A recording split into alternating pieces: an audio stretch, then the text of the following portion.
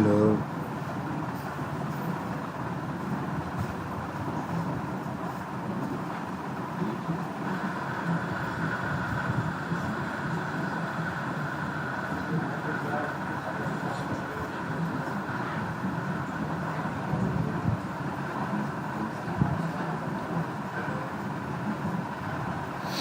So maybe we have some problem about my earphone.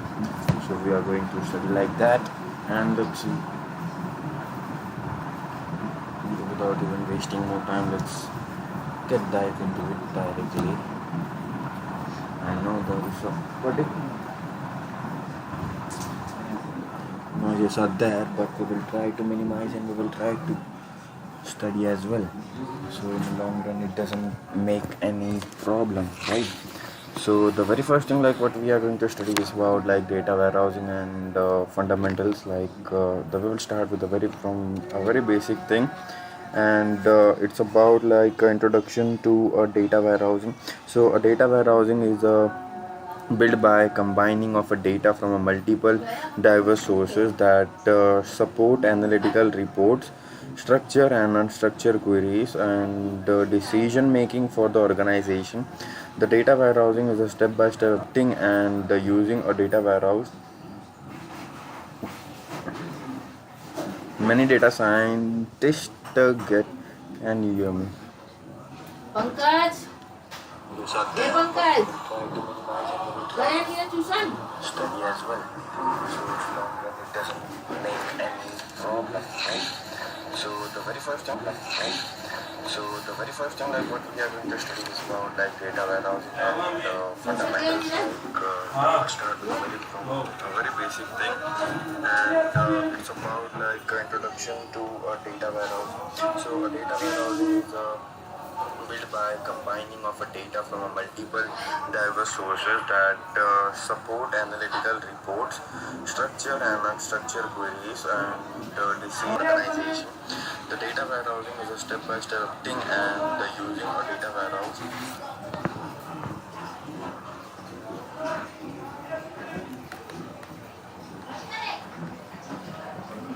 I have to go. Just give me a second.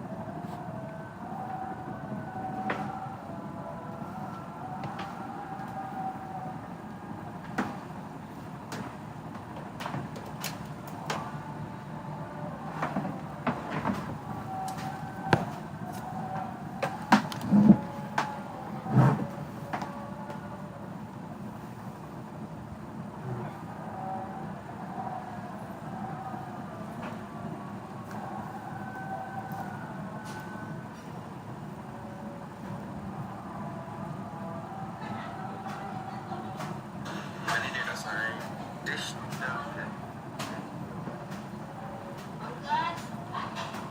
the very first thing.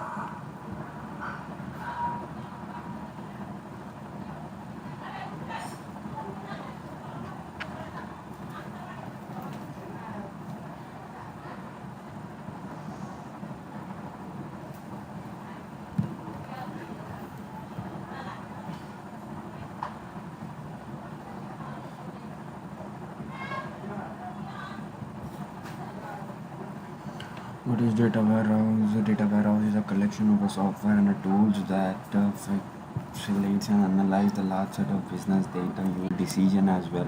A large amount of data in a data warehouse comes from a numerous sources such as the internal applications like marketing, sales, and finance, customer facing apps as well, an external pattern system, and among the others, right?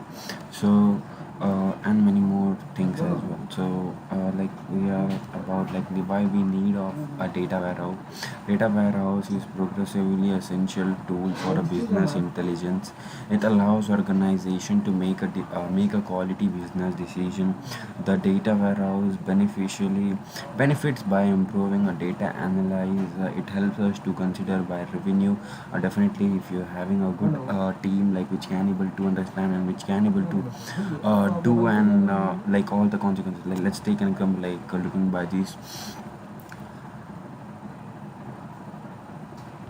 diagram, you can see this. There are many database we have, and the business users are there maintaining consistency as well, store historical data, making a strategical decision as well, and on the other side like a high response time.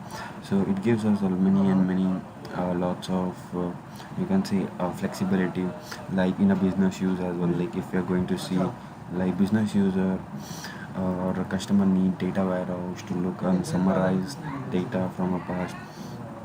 Since the people are coming from a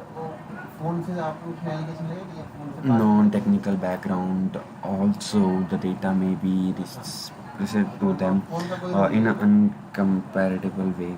So and the other thing was maintaining consistency. Data warehouse are a program in such a way that they can be applied in regular format to to all collected data from a different sources, which makes it effortless for company decision making to analyze and share data insights. And within the so like maintaining consistency is all about like whenever your company is doing a particular decision. So what are the things that we like, let's suppose like I have a organization in which like I have to maintain these all these business purpose as well and all these insights of the data and whatever the things like storing a historical data and like a data on the data. Okay, like my one employee, right? And under him like there are four employees are working, and under the four employees there are more employees are working. So it tells me like what are the hierarchical structure or maybe like how the work has been divided, making strategically decision. Data warehouse contribute to making a better strategical decision. Some businesses and maybe depend upon data stored within a data warehouse, right? And high response time, as we know, like data warehouse has got prepared for somewhat certain massive and type of queries that can demand a major degree and flexibility for a fast latency.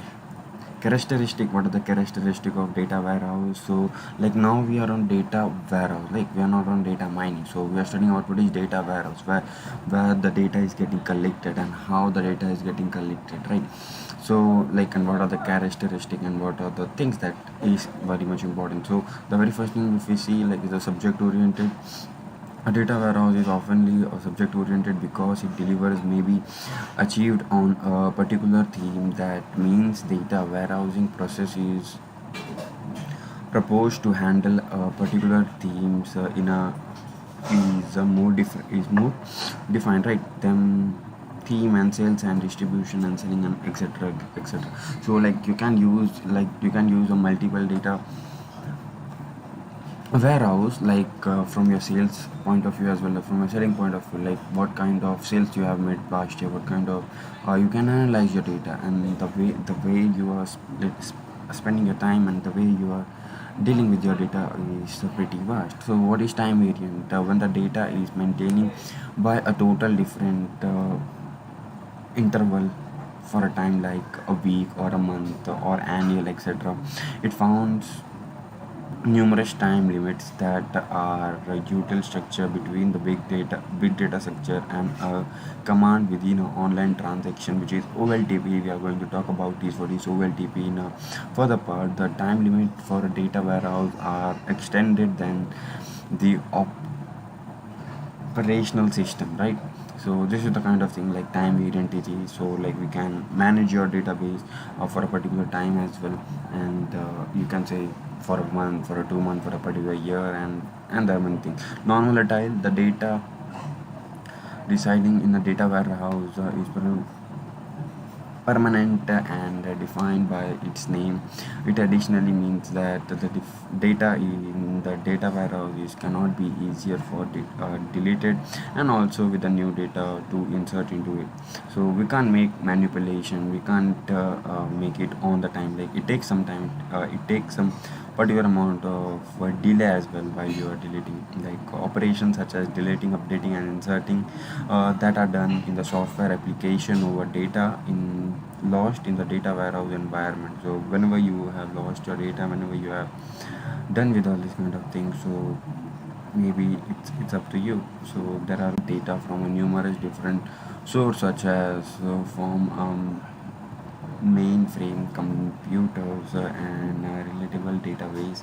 Additionally, it warehouse benefit and successful analysis of a data demanding it, namely conversational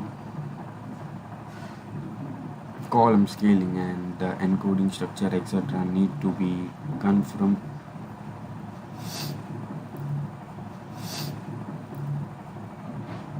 of a data warehouse handling a numerous subject oriented.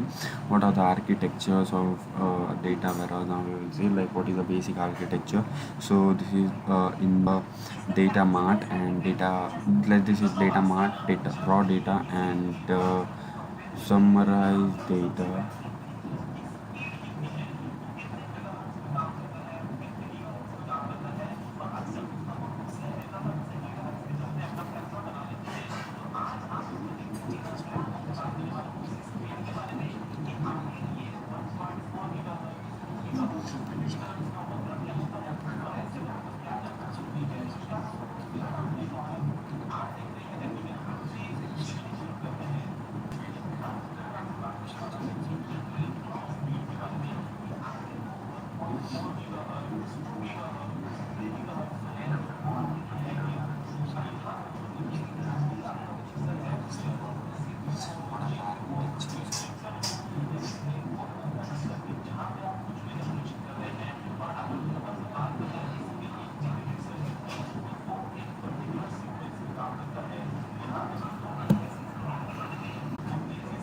So data warehouse, data mart, and user, and so this is where your analysis is there, and you're mining as well, you are reporting your engineers as well, like what are the things that you have to do, what are the marketing skill that you have to do, what are the sales that you are getting, and everything that you are analyzing, right? So this is your raw data and this is your metadata. Summarize your summary of your data as well, the data processing. So the very first thing what we do is like we collect the data from a different sources, and we then we do ETL process. ETL process is like extraction, translation, and transformation on load. So the very first thing like what we do is like we extract the data from a very different sources as well. And what is translation? Translation is a process where we absolutely process our data and performs a various information and performs a very, you can say, a task is on a data where we can clean the raw raw, clean it into a raw data. And on the other side, and the L is for load, where we absolutely load the data into a data warehouse. So here we go, and source data components. So the very first is like external data, internal data, and operational system data, and flat data, right? So we will go one by one. For data gathering, most of the exclusive the data analyst on information coming from external source, from a numerous amount of information they use. They are statically features associating with the organization, associate with an organization, as well as that are brought out by some external sources and department. Internal data in every organization, the customer keeps their privacy private and separate rated sheet. Yeah. So operational, like, okay, we were on internal data in every organization. The customers keep the private separate sheets, reported reports as well, client profiles, and generally even department database. This is often the interior information of a part might be helpful in every database. Operational system data, where we absolutely perform a particular operational on a operating system, are primarily meant to run a business in each operation system, and take an order data and store it into a archive file. Flat file is nothing but a text database that stores data in the plain text format. A flat file generate and or a text file that all data process and structural markup and flat file contains a tab, and that is slightly record per line, right? And nowadays data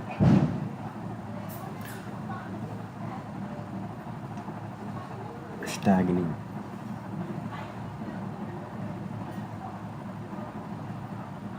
After the data is extracted from various sources, now it's time to prepare the data file for storing it in a data warehouse. The extraction data collect from a various source must be transformated by made ready for formatted. This is the suitable to be saved in a data warehouse for the queries and analysis. The data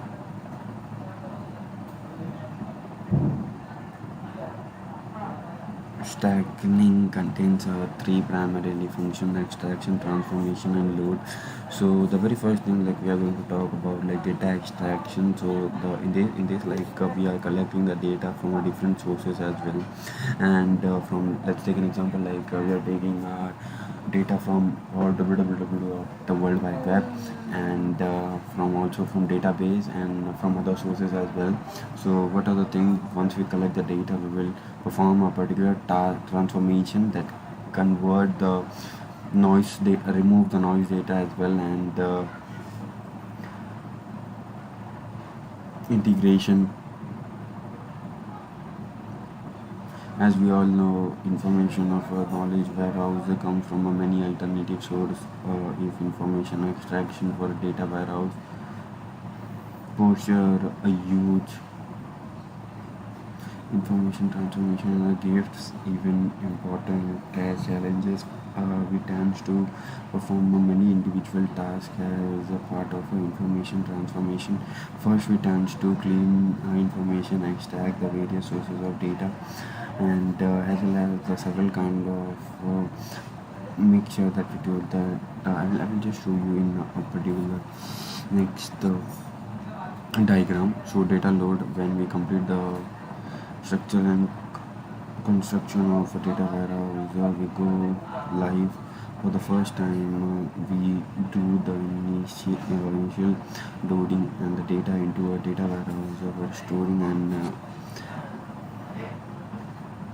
initial load movies high volume and data consuming an all amount of time, like data storing in warehouses, like metadata store करते हैं, raw data store करते हैं, summarization of a database and even a data को ही summarize करता है.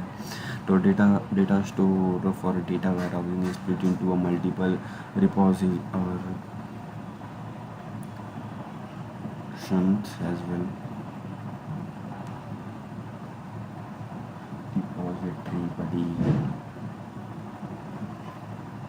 These data repositories contain structural data in a very highly normalized form for a fast and efficient process. So, what is metadata? Metadata is all about, you can say, summarizing basic detail about regarding the data and creating and finding the particular operation and explain the interaction with the data. So what it does is basically like your index of your particular book, which having a whole content about like whatever the stuff we have in a data warehouse.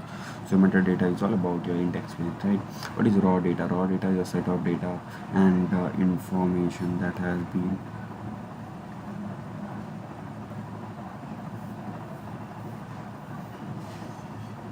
yet be in the processed and was delivered from a particular data entity to the data supplier and has been proceeded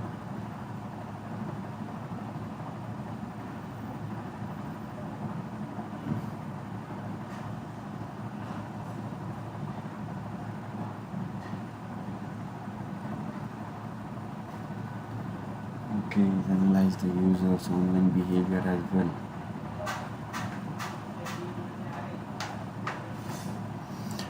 Summary data and data summary, it's the same. Data summary is easy for a brief conclusion or a assumption theory or a graph of a paragraph.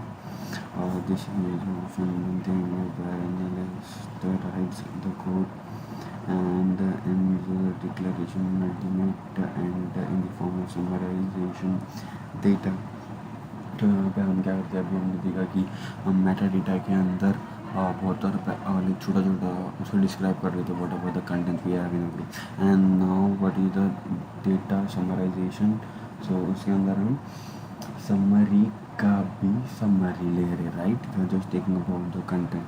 What is data mart? Data mart is same like it is a part of a data warehouse where it's a part of a data warehouse where we absolutely store a specific life cycle of data. You can see requirement specific data modeling, ETL design and development, OLAP cube. OLAP cube is very special, and the UI development and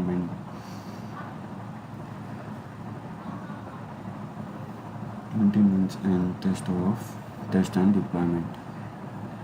The data mart are also a part of a storage component in a data warehouse. It can store the information in a specific function of an organization that is handled by a single authentication. There may be any number of data. There may be any number of data.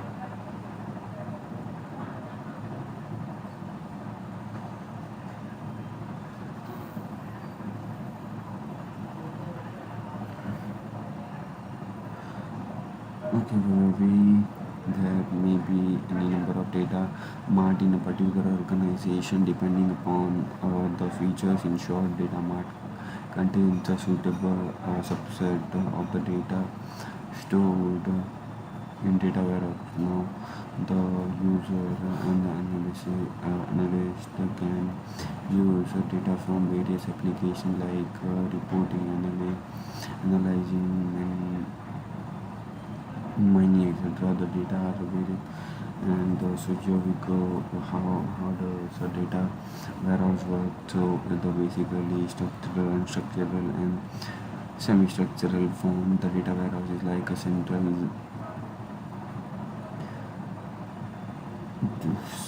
repository where data comes from a different data source. In the data warehouse, the data flows from a translation system and a relational database. Data warehouse timely pulls out the data from various apps and the system. After them, the data goes to the various processing and the formatting and make the data in the format that matches the data already in a data warehouse. This process, the data is stored in the data warehouse that are ready for further analysis and the decision making. The data formatting and processing depend upon the need of the organization. The data is proceed and transfer so that user and analyst can access the processed data in the data warehouse through the intelligence tool, SQL client and spreadsheets as well. The data warehouse merge all the information coming from a various sources into a global and a complete database by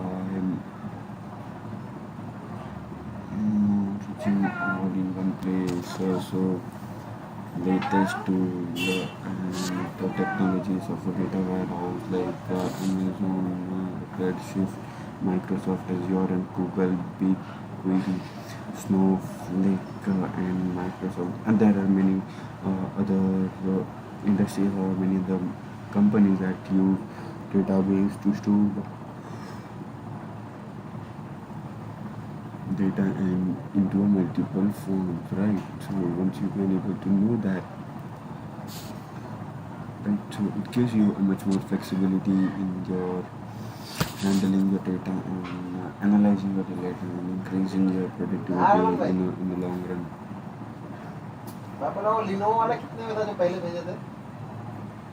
So what is data warehouse? The data warehouse collect and managing the data from a various sources to provide meaningful businesses inside.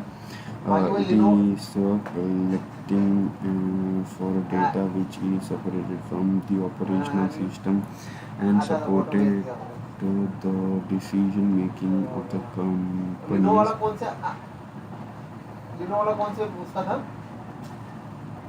Processor कौन सा था वो screen पे कुछ मतलब वो photo में blur आ रहा है In data warehouse, the data is stored in the historical perspective. नाम नहीं बताया नाम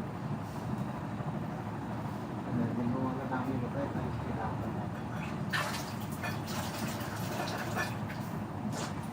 एचपी वाला थोड़ा नया दिख रहा है क्या बोल रहे थोड़ा अच्छा दिख रहा है फोटो मतलब एक नजर में पसंद आ गया मुझे वाला प्राइस ही खाली थोड़ा सा What is the difference between data warehouse and data mart? Data warehouse में अगर हम देखेंगे कि it is a centralized system और data mart it does not is a वो centralized system नहीं है. Data warehouse denormalization take place. What is normalization? Normalization is the something where we don't keep the repeated data, and the denormalization is maybe opposite to the what is normalization, right? While the data mart is highly denormalized take place, data warehouse is top-down model, while the data mart is bottom-up model. To build a data warehouse is difficult. To build a data mart is easy. It is much more flexible. It is does not in data warehouse fact constellation schema is used while in data mart while in the data mart star schema and snowflake schema are used. Data warehouse is data organized in a natural way, while in this project oriented it's unnatural, right? Data warehouse has a long life. Data mart does not have a long life, and data warehouse is vast in size, and it is a smaller than data warehouse, right? Because like it's a part of data warehouse, so that's why data mart is smaller than data warehouse. It collected data from a various data sources, or it generally stores the data from a data warehouse, right? So what is ER model and the dimensions data modeling? The difference between ER model and dimensional modeling: the ER model stands suitable for online transaction process, what is OLTP application, and whereas dimensional data modeling is for suggesting for a data warehouse application, consists of entity and relationship, consists of a fact and dimension table. desire.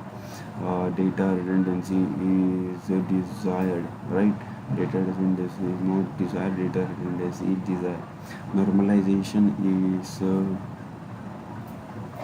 suggested, denormalization is suggested, right? Information package diagram. An information package involves the idea for determining and recording requirements for a data warehouse. The term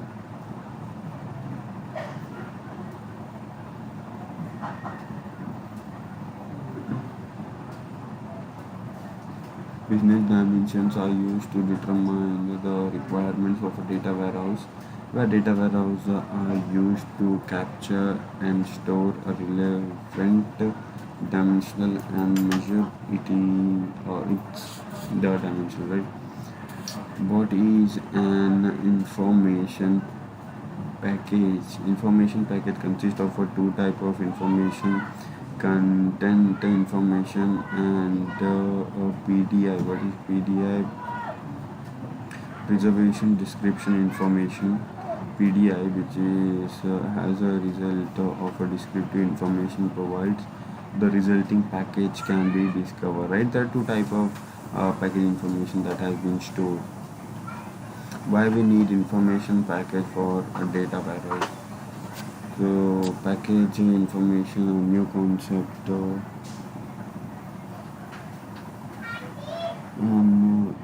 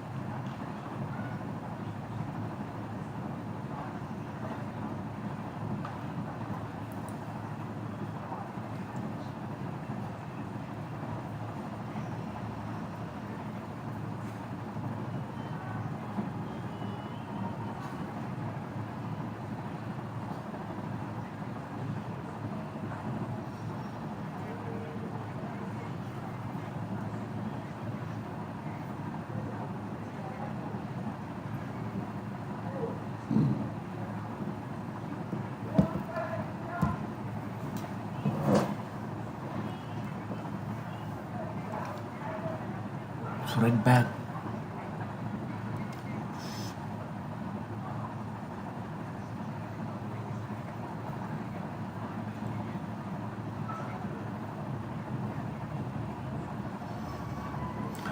We will just study about some particular answers as well, so that will be much more effective, and that will be much more. My laptop is getting more hotter. Okay, so we will come here and we will see what is you can see the picture and some file, and we are studying about like what is TWM. So we will firstly will study about the year itself. So let's see what is data and data warehousing. Like, so it's a very beautiful thing. So what is the difference between classification and clustering? So we will definitely come on it in that particular video, and whatever the thing that we are going in that. So what is the difference between classification and clustering? Classification is something which is comes under supervised learning, and clustering comes under unsupervised learning. In classification, we have a labeled data, and in unsupervised learning, we don't have labeled data. Let's take an example. Like, suppose we are in a classification and we are in a supervised learning. So, whatever the models and whatever the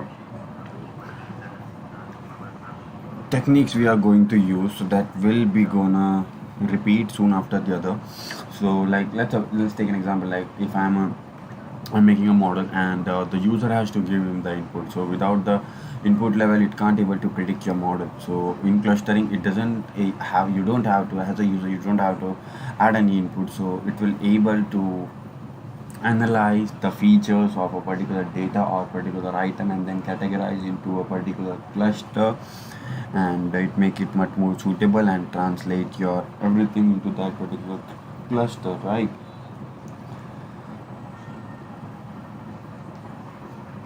So here we mostly use decision tree, and on the other side we mostly use a clustering algorithm, like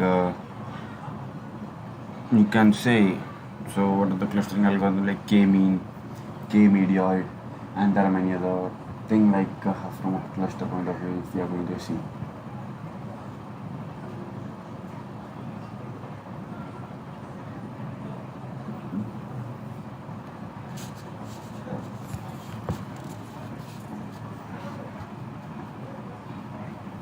Yeah, we were talking about what is k-media. K-media is the all called parametric around the module. So k-media is an unsupervised method with the unlabeled data to be cluster, and each cluster represented by one item called a medioid. A medioid is a point in a cluster from which the similarity with all the other points in the cluster are minimal, and the formula is the pi minus ci minus 1. What is frequent item set? Frequent item set is a target thing where we actually what we do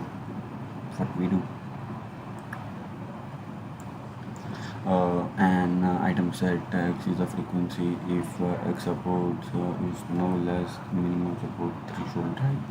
So let's suppose we have a particular transaction, and every transaction has some amount of repeated amount of items. So we are going to choose the item which is much more frequent into a data set. So this is where it is called a frequent item set, and the close item set is so the opposite hand. Consider a data set as frequent frequent item set in as those that appear in a largest function, and as of the basket varies chosen constant with the value of 0.001%, right?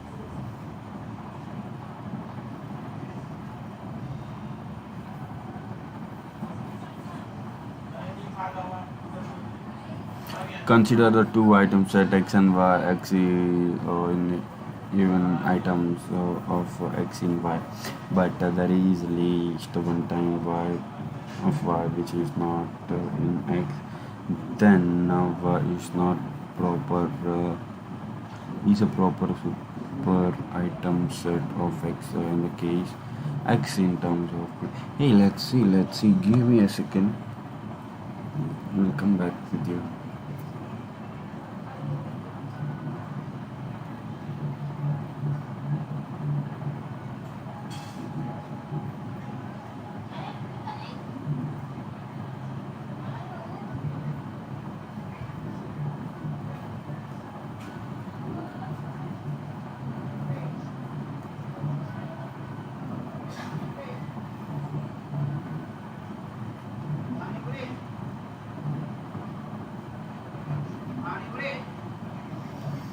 So like it's a very because like today we have, as you know, India versus Australia final. So hope we are going to win, and yes, we are going to win. So let's come back to our zone where we are gonna take on this kind of thing.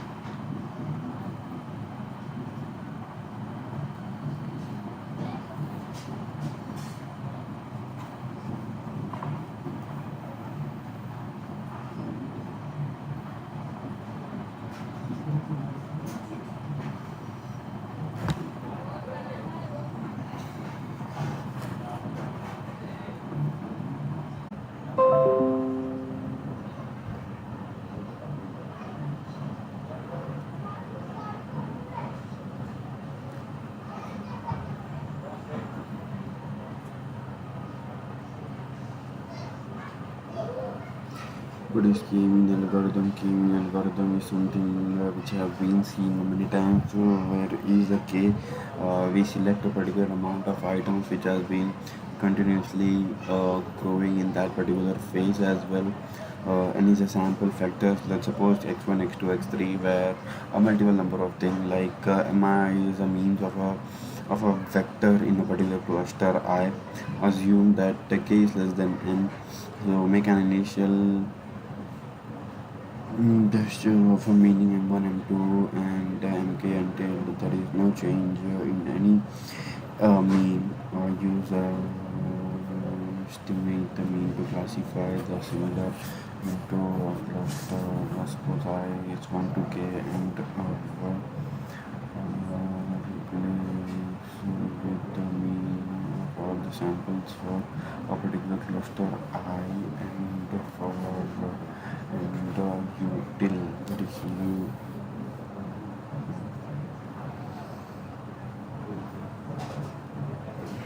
A web crawler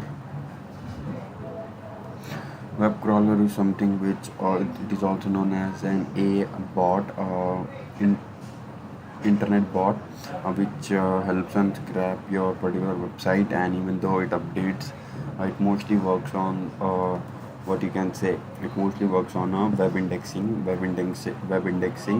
and from there, like it also helps to rank your page on your particular website, and also check the proper html code, and otherwise it can also check what are the things and what are the defaults on your particular website, or like your URL is working or not. So like all these kind of things, that, and there are very web crawlers, right? So different type of web crawler: traditional web crawler, periodical, and incremental web crawler. So visit the entire website and replace index, right? This is the traditional web crawler. Periodic web crawler visit portions of particular web and update a subset of index. Okay, incremental crawler selectively seeks in a web and increment Modified index focus the web crawler visit a page related to a particular subject. Focused web crawler takes a set for selected well selected web page extremely far using a interface particular. So let me tell you about the techniques of web structural mining. So let me tell you about like the very first thing. What is page ranking? Page ranking is a particular important method for ranking and importance of a web page object and mathematically using the link structure for a particular web. Page ranking was developed by Larry Page and okay, the this is a very much formula where we are actually able to going to uh, calculate the rank of a particular page. So what are the stuff we have to do? The very first thing, like we have to check what are the outgoing links of a particular page to the upon of what are the outgoing links from that particular node to the incoming to the another incoming link, right? So this is a particular formula, like you can if you can able to understand. So the sum is very much easy.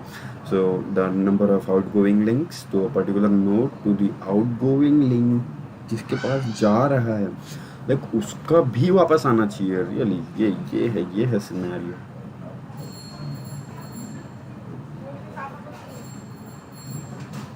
This is the particular by you can say like you can study about this as well. So the page required sends and website server maintain the information about the logo and very much. Let me tell you, let me grab all the stuff as well.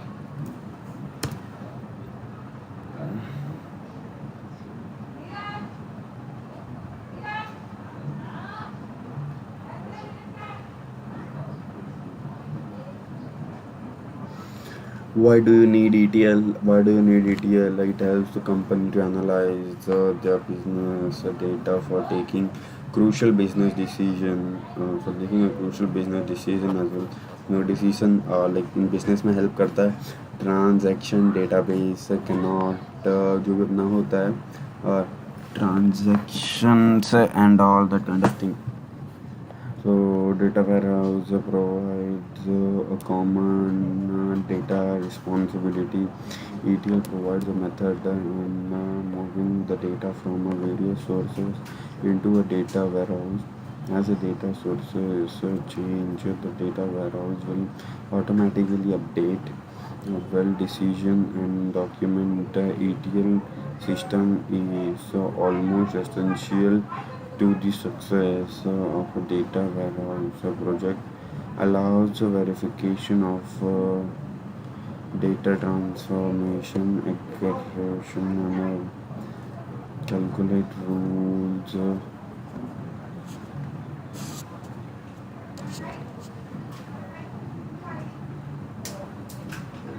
ETL process allows the sample data comparison between the stores of a large target system. ETL process can perform a complex support transformation and required an external areas to store to the data. ETL helps to manage migrate the data into a warehouse and convert the various format and the types of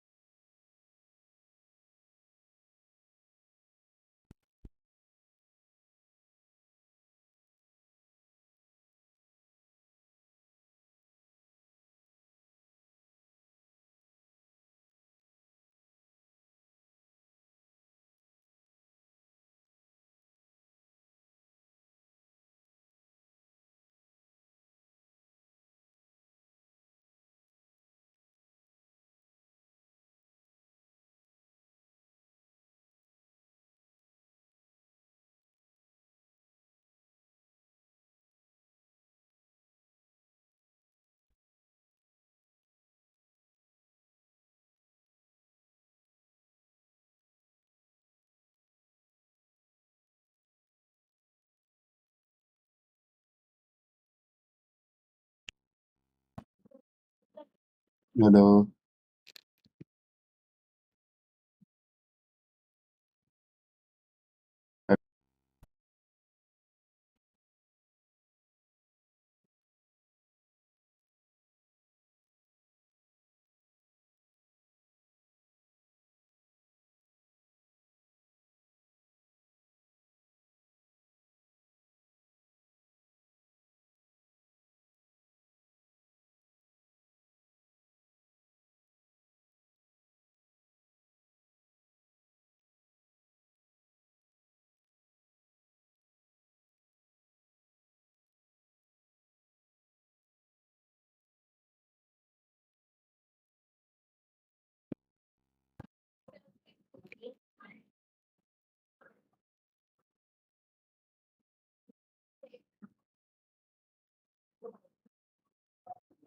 Hello. Hello. Hello. So now you can hear me.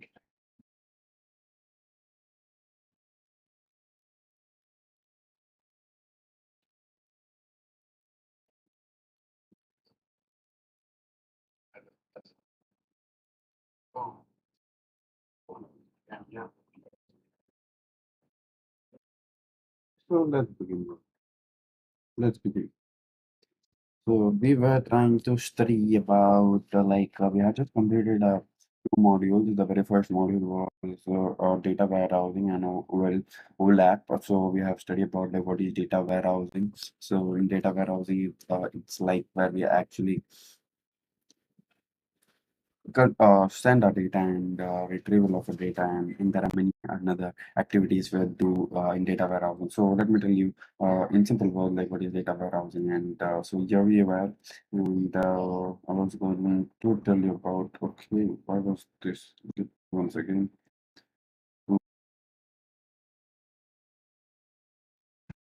Yeah, right, we will get. So yeah, let me come here. And I was explaining what is data warehousing is a method of organizing our complete data into a single and centralized database or a repository. It is a design to store and manage a large volume of data from various resources, often for the historical and analytical process as well. So, data warehouse are essential to support business and business intelligence as well as activating allowing user to run queries and analyze the historical data and the devices such as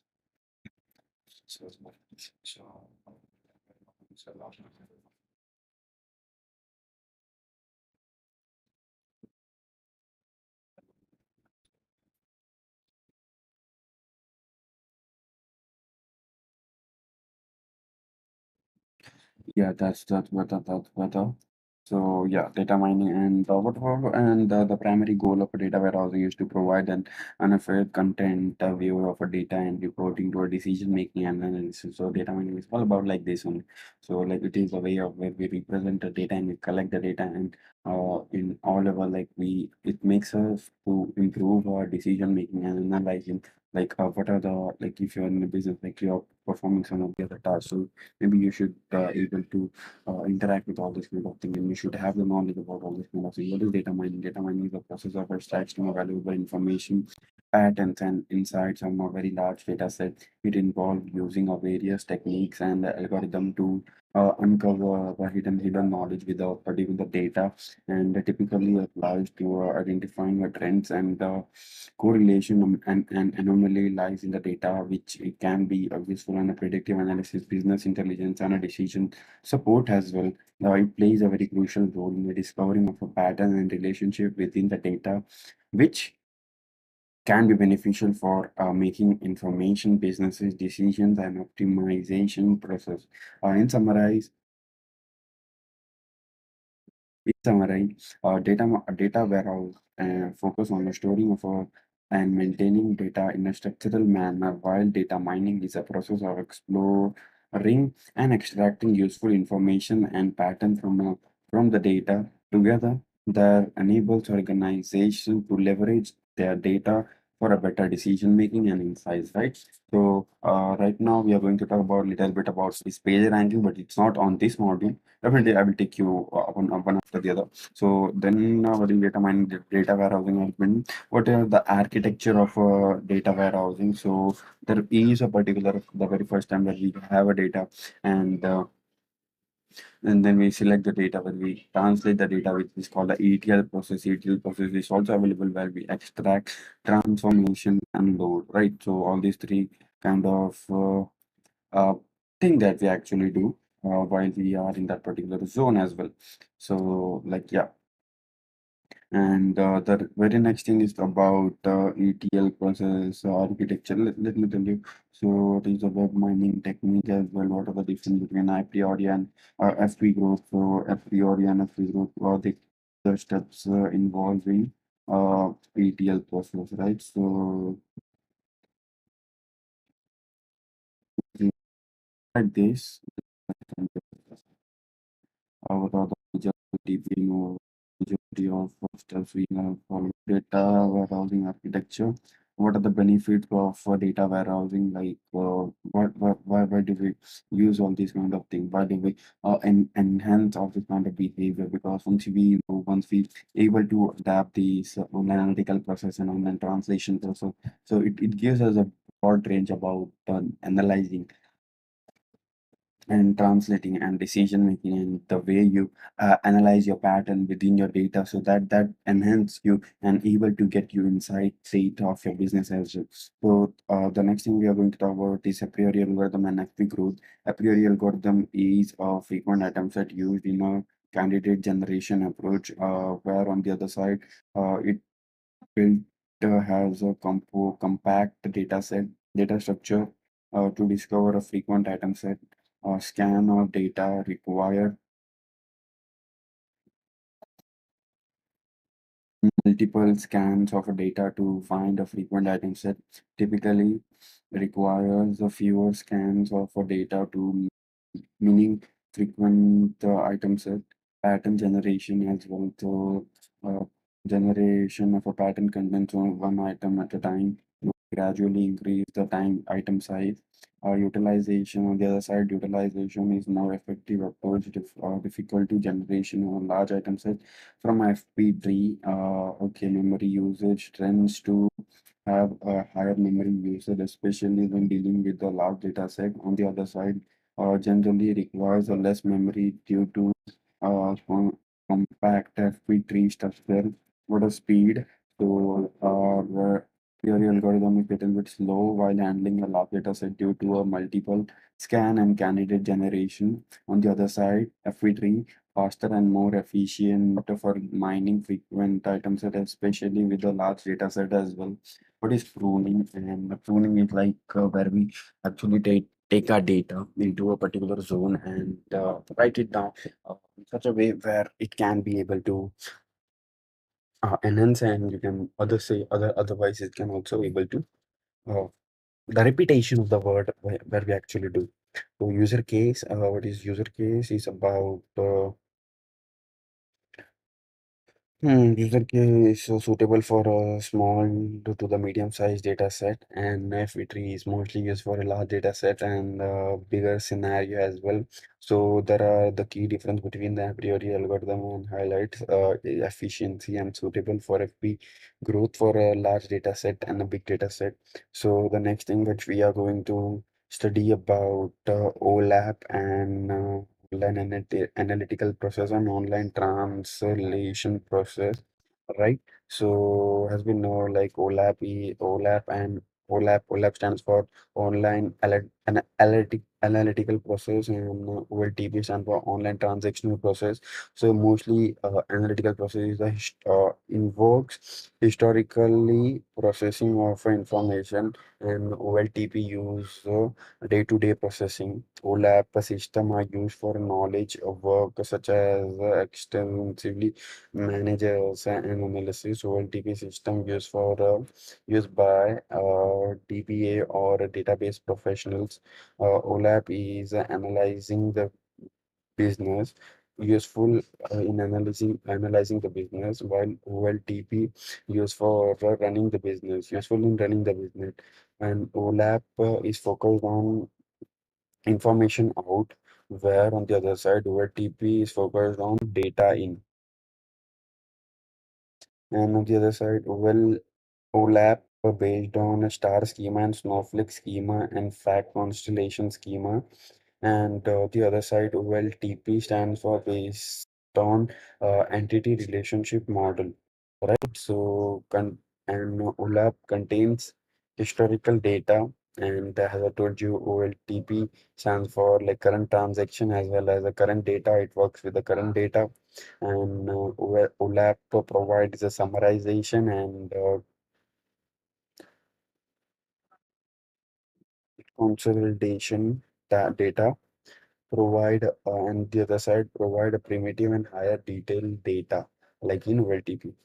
and OLAP में हमें क्या मिलता है, summarisation मिलता है, and multi dimensional view of data भी मिलता है, एंड ओएलटीपी में क्या होता है, it provides a detail fact relation and view data, right? तो फिर जो हमारा फैक्ट टेबल होता है तो उसके बेसिस पे हमें रिलेशन एंड वो सब गेन एक पॉइंट ऑफ व्यू मिलता है, right?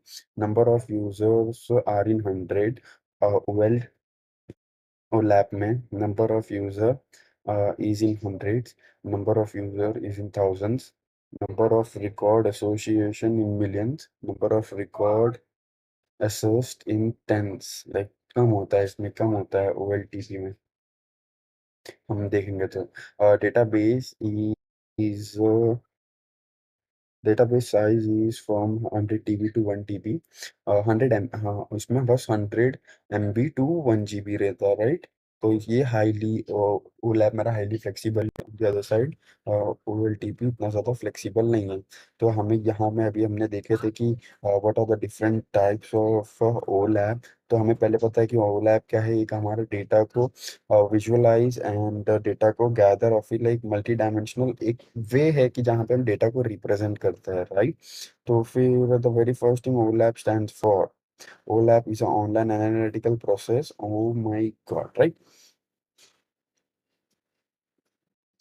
So, OLAP in a data warehousing is an analytical process based on multi-dimensional model. It allows the managing and analyzing and get the insights information through faster, consistent, and interactive access to information. This chapter covers the OLAP and operations of OLAP between the OLAP statistical database. तो OLAP हमें पता चल गया कि हम data extract करेंगे, fast extract करेंगे and कैसे विजुअलाइज करेंगे। तो फिर there are 3 or 4 types of OLAP, which is MOLAP, ROLAP, hybrid OLAP, and specialized query SQL server. तो पहले हम बात करते हैं relational OLAP. Relational OLAP stands for R OLAP, place between a relational backend server and client front-end tool to store and manage warehouse data. ROLAP user relational and extend, तो फिर ROLAP क्या करता है, डायरेक्ट ना relational database के अंदर वो करता है, कनेक्टिविटी करता है, तो जिसके हम क्या कर सकते हैं कि एक बड़े डेटा बेस के साथ वर्क कर सकते हैं इजीली, राइट? तो implementation of aggregation, navigation, logic, optimization of a EDBMS backend, additional tool and services, right? So multi-dimensional OLAP हमारा क्या होता है, MOLAP होता है array based multi-dimensional stored engines for a multi-dimensional view of data.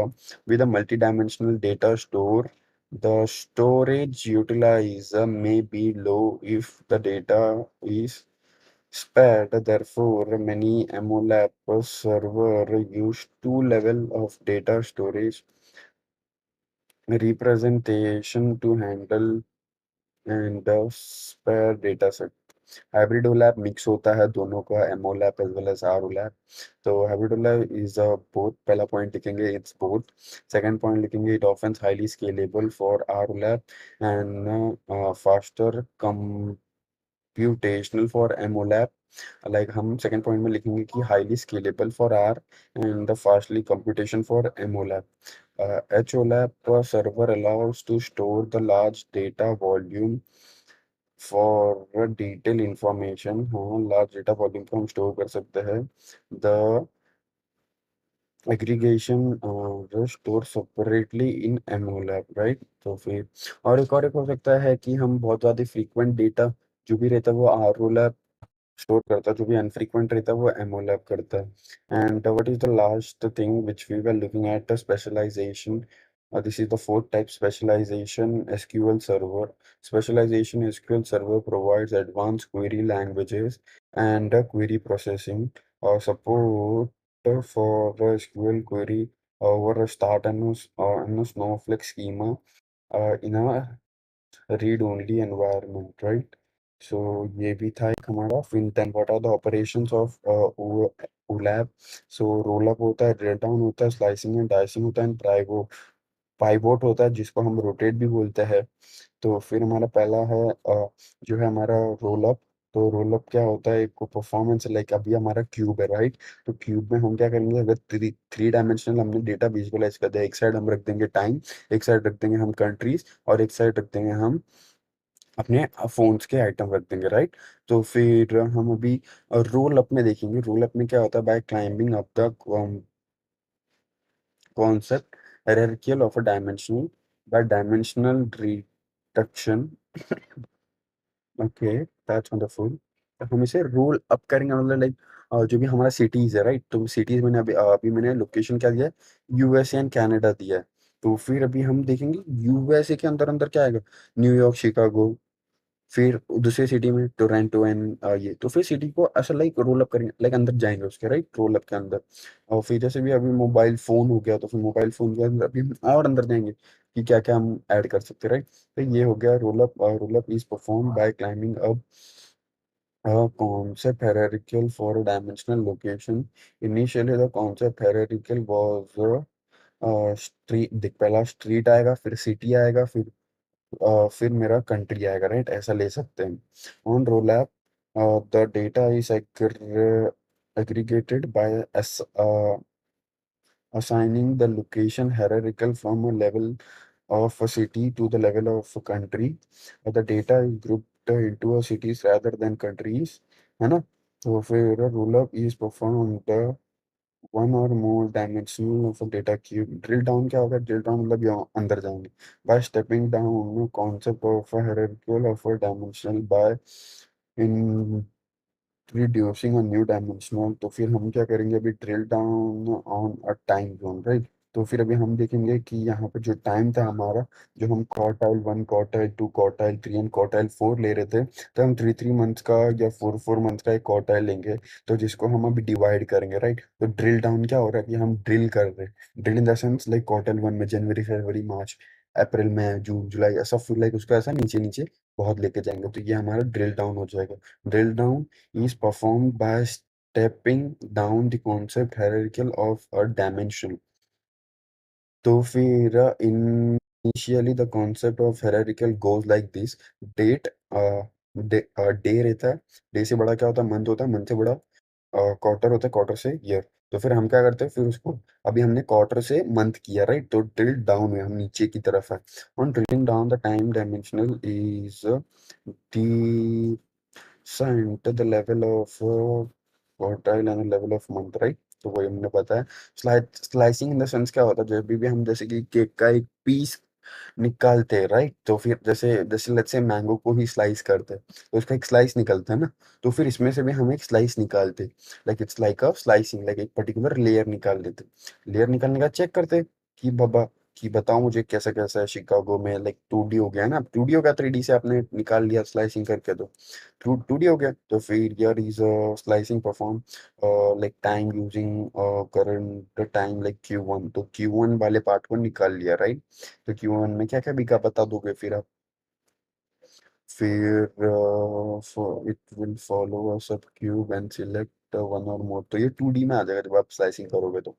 और dicing क्या होता है, डाइसिंग भी वही होता है कि जब आप समझो केक है, केक को कट कर रहे हो, केक का एक पीस निकाल रहे हो, राइट। तो डाइसिंग भी वही होता है कि आप एक छोटा सा पीस निकालते हो, जैसे कि Q one and Q two निकाला आपने, एंड टोरेंटो एंड एक और अपना समथिंग कुछ निकाला। तो फिर ये आपका डाइसिंग हो जाता है, लाइक एक बड़े से उसमें से आपने छोटा सा पार्ट निकाला तो फिर राइट। तो फिर हमने आपको ये बता दिया। एंड फिर आप हम आगे देखेंगे कि और पर्टिकुलर कॉन्सेप्ट्स क्या है। हमें थोड़ा सा वो भी देखना था कि what are the architecture of हमारा वो lab business, what are the difference between OLTP and OLAP, ये हमने देख चुका है। तो क्या देखना था हमें, data extraction and integration issues, saving loading trust can be take okay।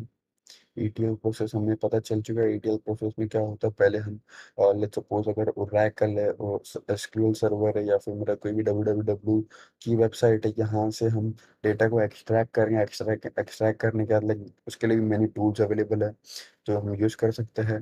And then फिर लाइक उसको एक पर्टिकुलर टैगिंग एरिया बोलते हैं। टैगिंग एरिया के अंदर जहाँ पे हम प्रोसेस करते हैं कि लाइक ट्रांसफॉर्मेशन होता है प्रोसेस का, कि हम वो डेटा को कैसे रिप्रेजेंट करेंगे।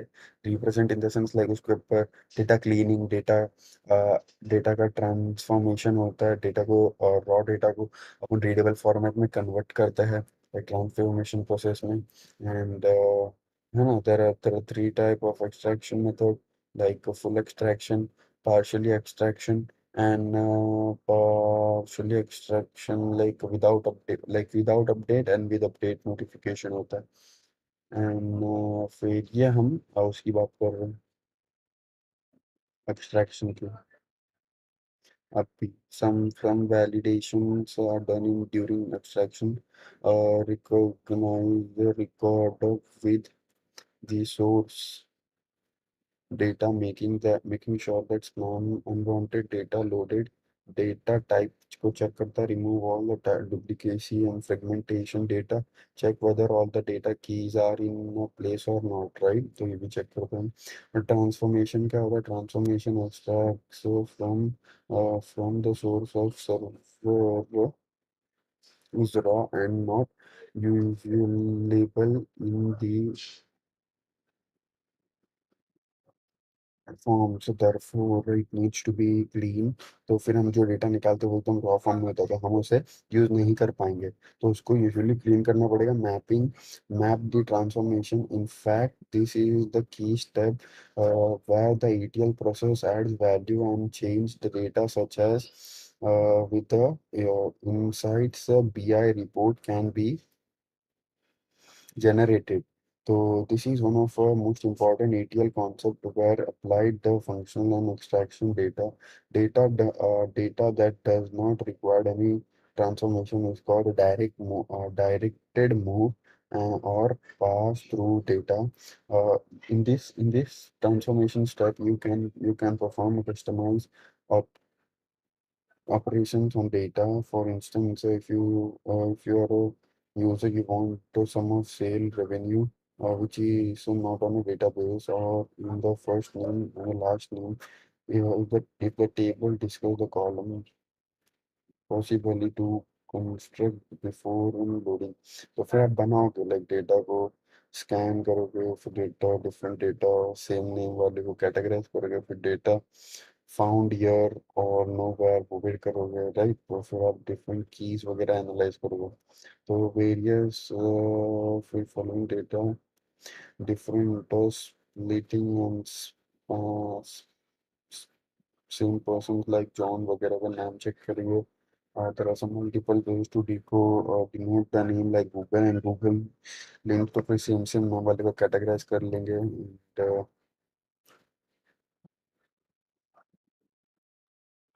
select only columns to load, use rules and the lookup table for data standardization, characteristic set conversation and encoding handling, conversions of a unit and measures like a time, date time, conversation accuracy and the numerical बहुत कुछ देता है हमें।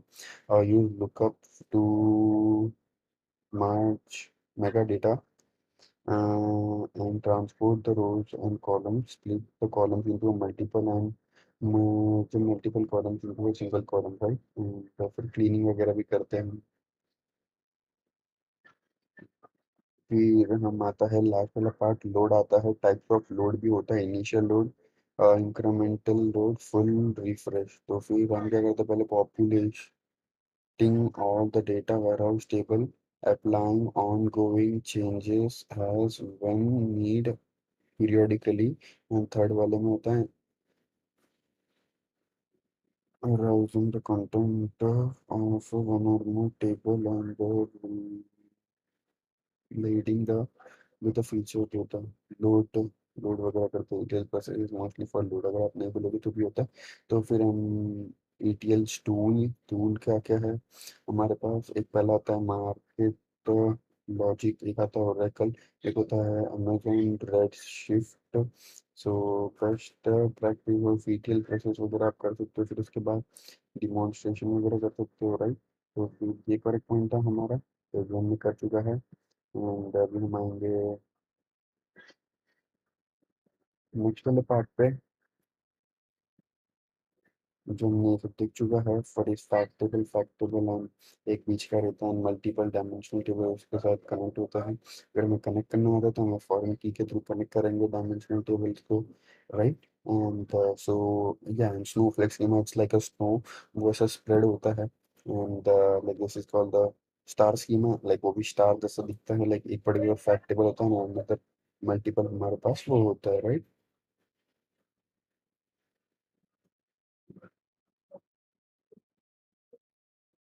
What is ER modelling and dimensional modelling. तो हम बात कर रहे थे ईआर मॉडलिंग क्या होता है, सुटेबल्स ऑनलाइन ईटीएल एप्लीकेशंस को सपोर्ट करता है। और डायमेंशनल एंड डेटा मॉडलिंग क्या करता है, हमारे डेटा वेयरहाउसिंग एंड एप्लीकेशन को सपोर्ट करता है।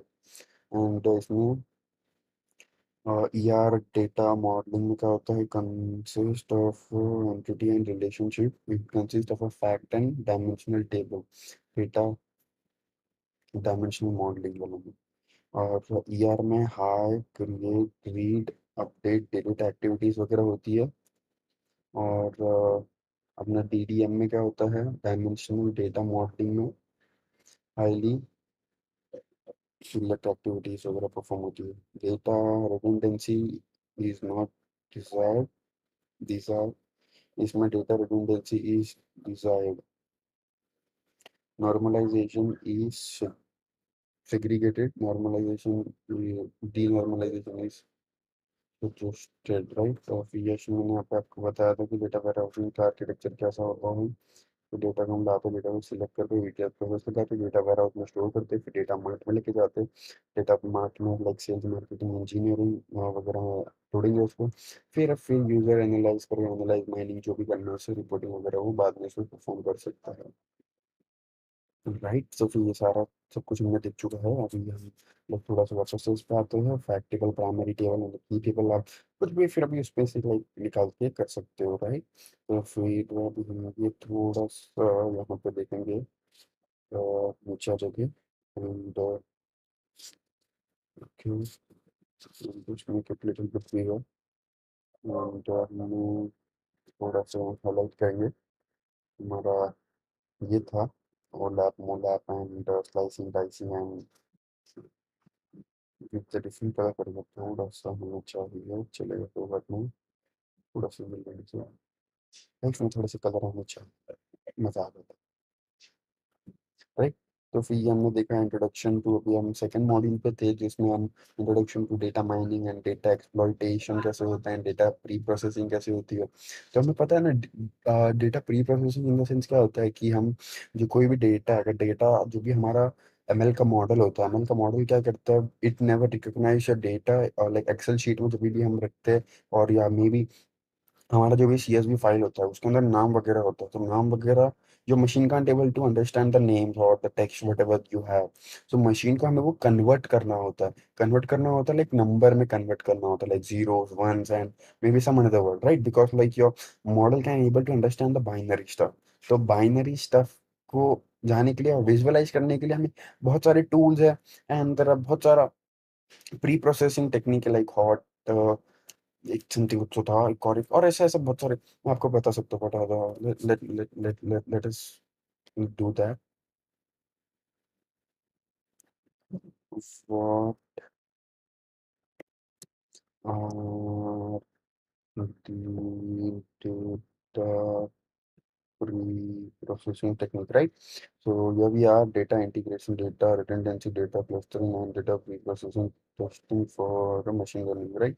So हम ये थोड़ा सा देख लेते हैं anti data pre processing data cleaning को होता है डेटा इन मशीन लर्निंग में होता है हम क्लीन करने के लिए आपको सबसे पहला पता है what is data pre processing मैंने आपको बता चुका है डेटा प्री प्रोसेसिंग क्या होता है एंड अनरियल आइडियल वर्ल्ड में data set would be perform without any problem तो फिर हम उसे कन्वर्ट करते हैं नीड फॉर कंसिस्टेंसी सो आपको अपने वर्ड के वर्ड में लिख सकते हो while data pre processing is important to keep a data in a step efficient working letter with the application of a data तो एक्यूरेसी अच्छी आनी चाहिए आपकी मशीन लर्निंग मॉडल की most of the model can handle the missing value some of them are affected by outliers and highly dimensional and a noise data present होता है तो हम उसे निकालते हैं so the pre-processing the data you will make a data set more complete and accurate. This phase is crucial to make it necessary and adjustment before the feeding the data set into a machine learning model, right? तो फिर importance of data भी हमें पता चल गया कि हमें data cleaning data reduction future engineering simple data data transformation and data cleaning right अभी हम आगे एक हमारा नॉइज डेटा होता है नॉइज डेटा को हम निकालते हैं मिसिंग डेटा होता है मिसिंग डेटा को कैसे निकालते हैं missing data issue the fact of a real world data that is absent in data point most machine learning model can handle just give me 2 minutes.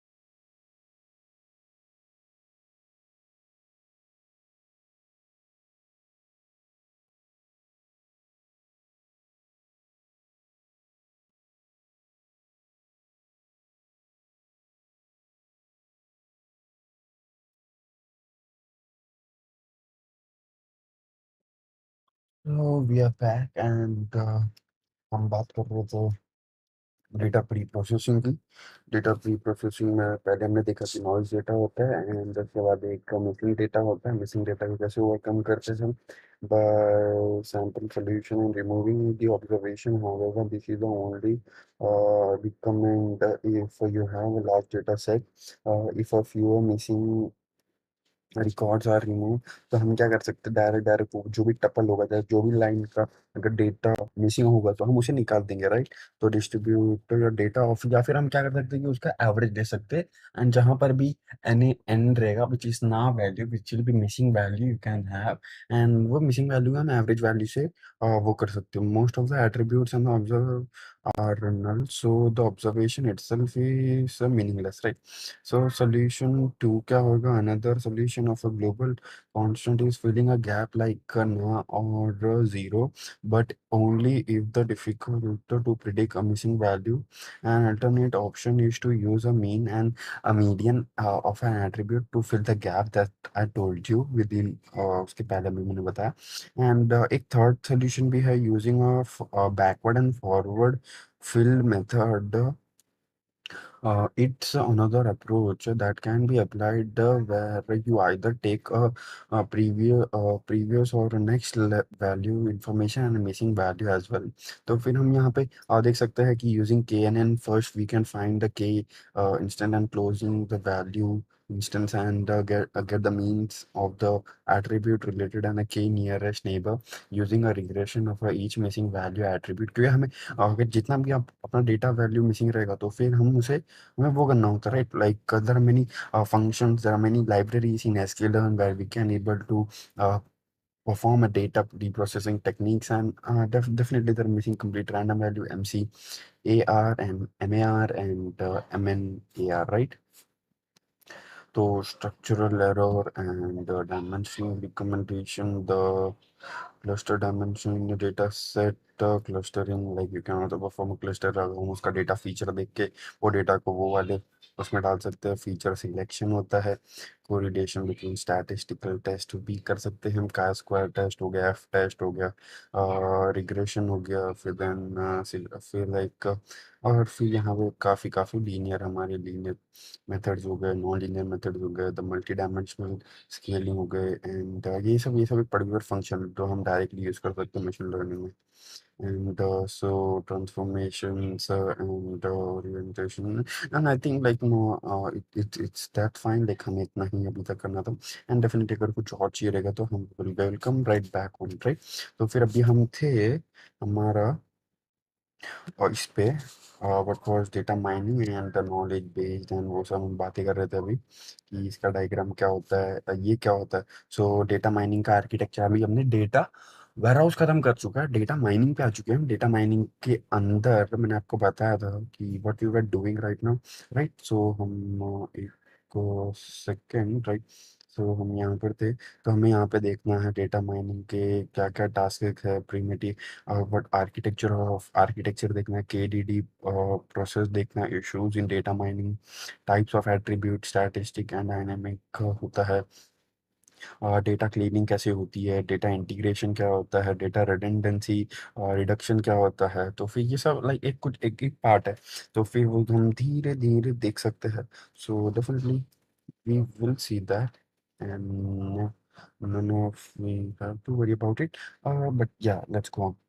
तो एंड हम third module में देखेंगे classification method के अंदर हमारा decision tree, attributes हो गया, selection message हो गया, ट्री और प्रूनिंग हो गया, बेस क्लासिफिकेशन हो गया, नेव बेस हो गया, उसके अंदर प्रिडिक्शन हो गया, structure of regression model, simple linear regression हो गया अपना, एक होता है अपना linear regression, simple linear regression एक होता है हमारा जिसमें हम बाइनरी डेटा में वो करते हैं ना, multilinear regression में हम like multiple regression, accuracy, what is accuracy and error measure क्या होता है वो भी सर्च करेंगे, and what is recall and persistence वगैरह होता है वो भी हम देख लेंगे, and we will also look out some particular paper as well. And clustering आपको पता होगा, but like model 6 we don't have to worry about it, model 6, क्योंकि it's about like web content mining क्या होता है, वेब क्रॉलर क्या होता है, वेब पर्सनलाइजेशन क्या होता है, web structural mining, what is page ranking, and what is crawler क्या होता है, यूज ऑफ वेब माइनिंग क्या होता है। तो मैं आपको भी बता सकता हूँ कि वेब ये सब क्या होता है, कि हम बेसिकली इसमें एक हम मार्केट बास्केट एनालिसिस करते हैं, may be web content mining होता है, तो वहाँ पे हम कंटेंट माइनिंग में क्या करते हैं कि there are 3 types of mining होता है, कि एक वेब कंटेंट माइनिंग होता है, एक वेब यूसेज माइनिंग होता है, एंड वेब स्ट्रक्चरल माइनिंग होता है। तो फिर ये there are 3 types of mining, तो वेब टेक्स्ट माइनिंग के अंदर क्या करते हैं, तो हम एनालाइज करते हैं एनएलपी का यूज़ करके, सेंटिमेंट एनालिसिस करते हैं कि अगर user is engaging with lots of kind of behaviour, तो फिर वो हम डायरेक्टली यूज़ कर सकते हैं, राइट। तो फिर ये हो जाता है एक वेब टेक्स्ट माइनिंग, और उसके साथ हम इमेज को भी प्रोसेस करते हैं, इमेज को भी प्रोसेस करते हैं कंटेंट, ये अपना टेक्स्ट माइनिंग में। एंड वेब स्ट्रक्चरल माइनिंग में देखते हैं कि अपन वेबसाइट्स को कैसे, कौन सी वेबसाइट किससे कनेक्टेड है, and as well as I am not that clear, so maybe we will work on it as well. And web usage mining में तो हम यूसेज का, यूजर का वो देखते हैं कि like whatever the things you are doing, whatever the things you are interacting in, वो कैसे, कौन से बेसिस पे कौन से प्रोडक्ट ज़्यादा यूज़ कर रहे हैं, तो उसका यूज़ करके हम देख सकते हैं कि कैसे हम वो कर सकते हैं, राइट। हाँ, लाइक हम सेल्स को ग्रोथ कर सकते हैं, अपने बिजनेस को बढ़ा सकते हैं। तो ये सारी चीज़ें आता है उसमें। And the next thing is we are going to talk about like market basket analysis, frequent item set and close item set, ये तो कोई बड़ी बात नहीं, आप कर सकते हो। And association mining rule, it is also known as a priori and वो भी होता है। Frequent pattern mining, frequent pattern mining, efficiency and scalable frequency, so ये भी हम देखते हैं। priori algorithm find the frequent item set, and इसमें ज़्यादा कुछ है नहीं। And the improving the efficiency of a priori, the pattern growth approach, and for mining mining frequent item set using vertical data from structure to mining multi-level association rule and हमारा dimension। Let me see भाई match क्या चल रहा है।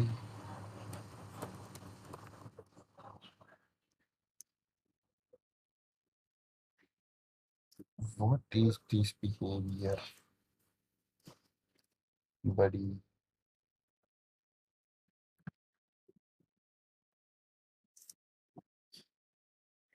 Indian gas 151 by 4 and oh, damn, get to back. What's going on? The crazy.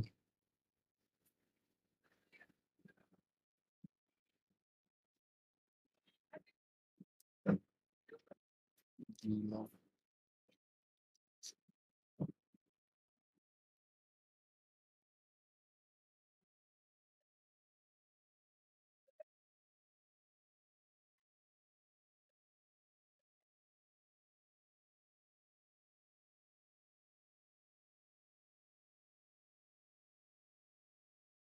Yearly draw 50 and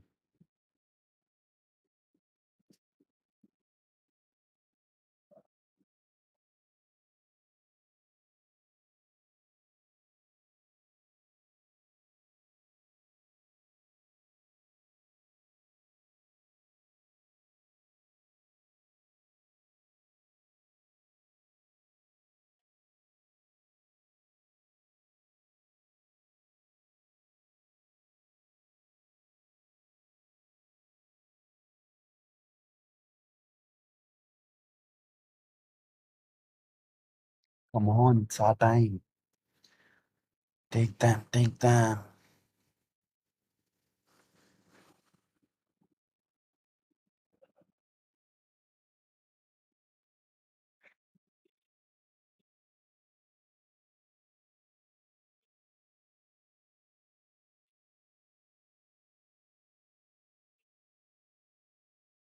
Hey, mean algorithm.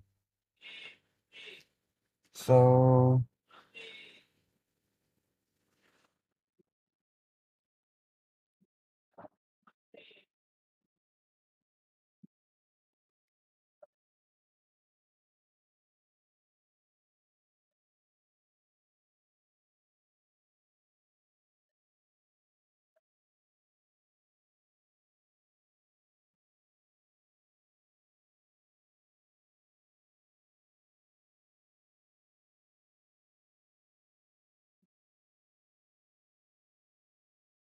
frequent item set represent the item that occur together frequently, while closed item set are a subset of frequent item set with the prop. party that none of the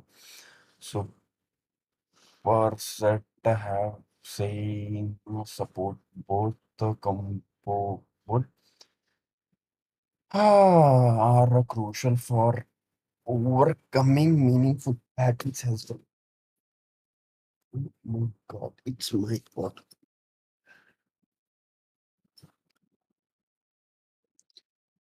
So yeah, come on, let's go. Once again, हम बातें कर रहे थे. Oh my god, that is too hot. Not like that.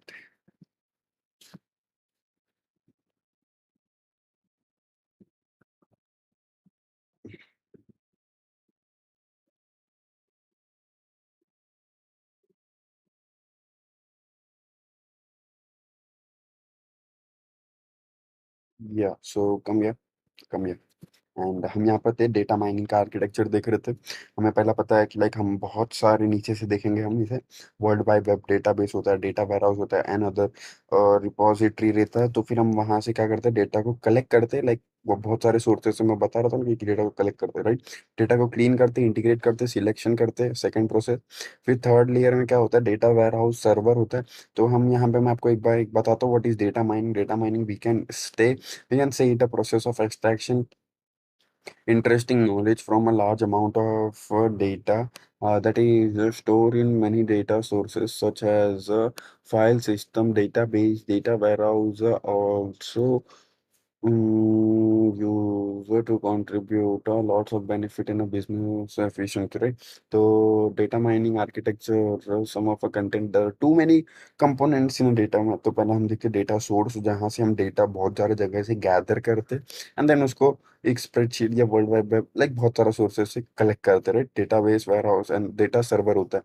तो data ware house server होता है. तो server contains actual data that is ready to processed. Hence, the server handles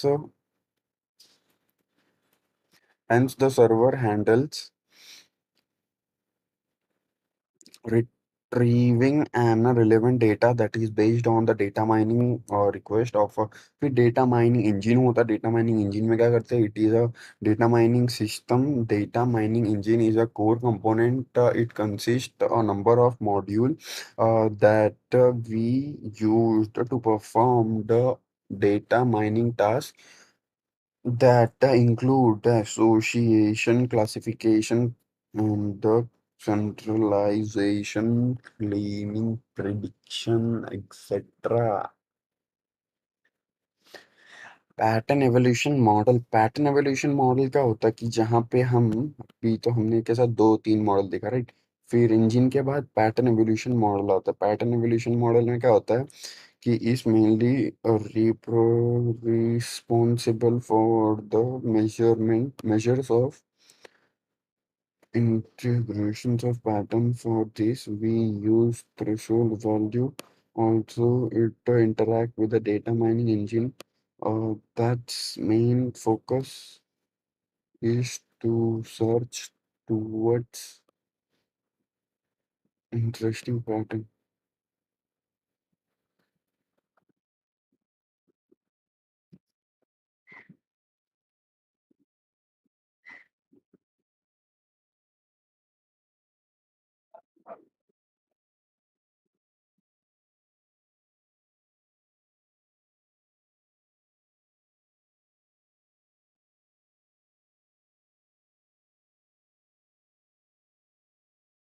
graphical user interface. फिर आता है अपना नॉलेज बेस के अंदर data mining.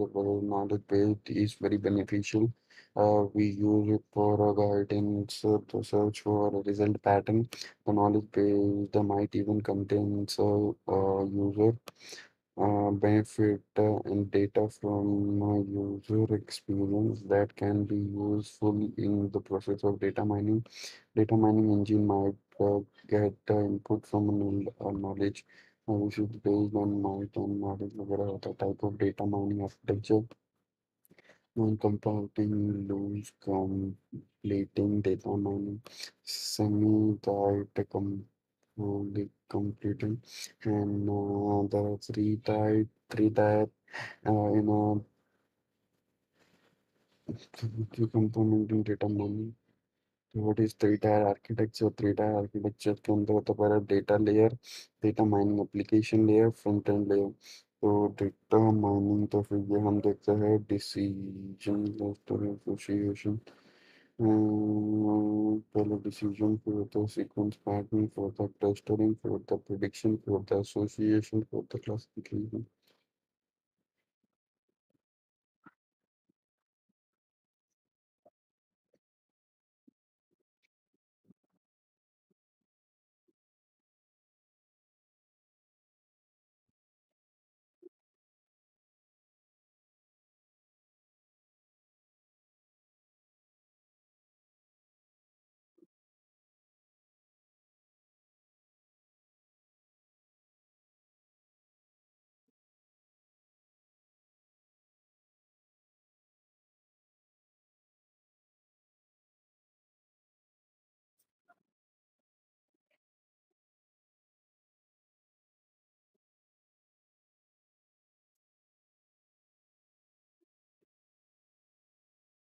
So color layer होता है data layer. We can define data layer has a database or a data warehouse system. This layer is the interface for all the data sources.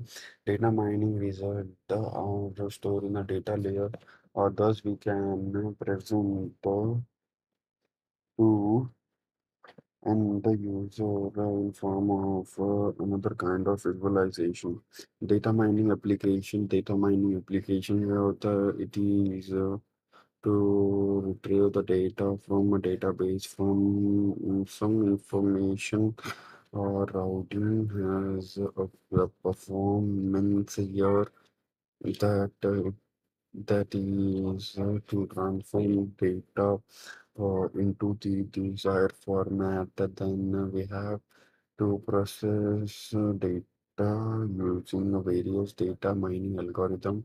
Data application layer में हम data को process करते हैं बहुत सारे algorithm वगैरह लगा के एंड फ्रंट एंड लेयर में क्या होता है it provides a vital and friendly user interface for user that is interact with the data mining system. Data mining result the presentation in visualizing from to the user to the front end layer. And right, तो हमारा क्या क्या होता है decision tree होता है sequence pattern होता है क्लस्टरिंग होता है decision tree is the most common technique we are using for data mining has because it is a simplest structural root decision tree act as a convolution each lead to a data that helps us to determine the final decision based upon it. Sequence pattern होता है clustering होता है prediction होता है associate prediction, we predict the defined relationship between the dependent and independent instance. Association is also known as a regression technique. Also, in the way we have to recognize a pattern that is based on in the relationship and for a single translation classification based on machine learning classify each item in a particular set to redefine the group. Although this method adopts mathematical techniques such as the neural network and linear programming, decision tree, and so on. Okay, data sizing. What is KDD? Now, next concept. What is KDD? KDD क्या होता है? Knowledge discovery इन database तो फिर knowledge को कैसे discover करते हैं database के अंदर like data mining why we need data mining the volume of information is increasing every day. We can handle from businesses, transactions, scientific data, scenario data, picture, videos, and many more other sources out there. So we need a system that will capable for extracting essential information available and that can automatically generate report views or summary of a data for a better decision making, right? तो फिर why data mining is use in business, क्यों हम data mining को use कर सकते हैं? Automatic summarization of data दे देता है, extracting essential assets in information store करता है, discovering the pattern of raw data के अंदर पैटर्न बताता है। ओके भाई, आपका जनवरी में बहुत बिक रहा है, ओके भाई आप बहुत बेच पा रहे हो with in a range of 6 to 9, तो बी मच मोर फोकस्ड, वहाँ पे मोर प्रोडक्ट बनाओ। तो फिर ये बताता है हमें कि कैसे होता है। वन स्टेप इन्वॉल्व इन केडीडी हम देखते हैं। तो द वेरी पहला हमारे पास क्या होता है, डेटा बेस होता है। डेटा बेस के बाद हम क्या करते हैं, एक एरो के थ्रू डेटा को क्लीनिंग करते हैं। डेटा बेस के बाद डेटा क्लीनिंग होकर कहाँ जाता है, वो डेटा वेयर हाउस में जाता है। डेटा वेयर हाउस में जाने के बाद डेटा सिलेक्शन एंड ट्रांसफॉर्मेशन वगैरह परफॉर्म होता है उस पर, जो फिर टास्क रिलेवेंट डेटा रहता है वहां तक आ जाएंगे हम। फिर डेटा माइनिंग होगा। डेटा माइनिंग मतलब वो पैटर्न्स वगैरह एनालाइज करेंगे। पैटर्न एवोल्यूशन होगा। एवोल्यूशन होने के बाद देन नॉलेज बेस के अंदर वो चला जाएगा। तो KDD process, the very first process as I told you was a data cleaning, and the data cleaning के बाद data integration के बाद data selection के बाद data transformation, फिर then data mining, then pattern evolution, then knowledge representation. So the very first is like data cleaning. Cleaning is the case of missing value, cleaning noise data where noise is random and various errors. Okay. And relevance, cleaning the data, descripting essential detection and data transformation tools. Data integration is defined as heterogeneous data from multiple sources combined in a common sources, data warehouse, data integration using merging tools, data integration using data synchronizing tools, data integration using ETL process. Integration में हम ETL process करते हैं। Data selection में क्या होता है, data selection using neural network, data selection using decision tree, data selection using naive Bayes algorithm, data selection using clustering and regression, etc. Data selection क्या होता है, defines as a process where data relevant and analysis is decided and relevant from data collection, right? फिर data transformation क्या होता है, data को transform करते हैं, लाइक डेटा मैपिंग होता है, इसके अंदर कोड जनरेशन होता है। टू टाइप ऑफ ट्रांसफॉर्मेशन होता है। Transformation is the process of transforming appropriate from a mining to, हाँ अच्छा, तो मैपिंग में क्या होता है, data mapping assume element from source page to the destination to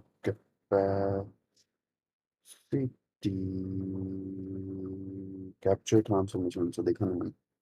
okay, no problem. Code generation, data mining के अंदर अपन देखते हैं कि वहाँ पैटर्न एवोल्यूशन होता है। Pattern data mining is defined as a clever technique that are applied to extracting patterns, potentially useful transformation class relevant data pattern decision purpose of models using classification pattern evolution होता है। Pattern evolution में क्या करते हैं हम, finding interesting score for pattern. You use summarization and visualization to make the data understandable by user. And then फिर हम क्या करते हैं, representation में knowledge representation is defined as a technique which use the visualization tools to represent data numbers. तो फिर generate report करता है, जनरेट टेबल करता है, या generate classification tool, synchronise characterisation tool वगैरह फॉलो करके। Issues in data mining, what are the issues in data mining? तो पहला इश्यूज आता है कि mining methodology and user interaction. Performance issues आ जाता है, और कभी कभी डिराइव डेटा टाइप इश्यूज आ जाता है, और photo following count of different user who have been interacted with a different kind of knowledge. Therefore, it is necessary for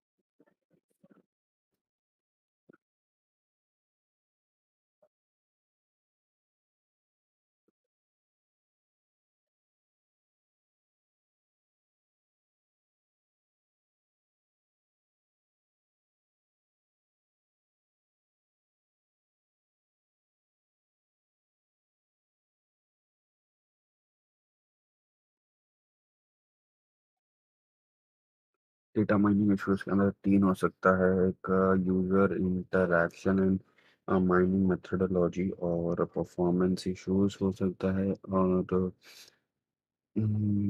data type and issues का वो अलग हो सकता है। तो फिर पहला होता है mining different kinds of knowledge in data way.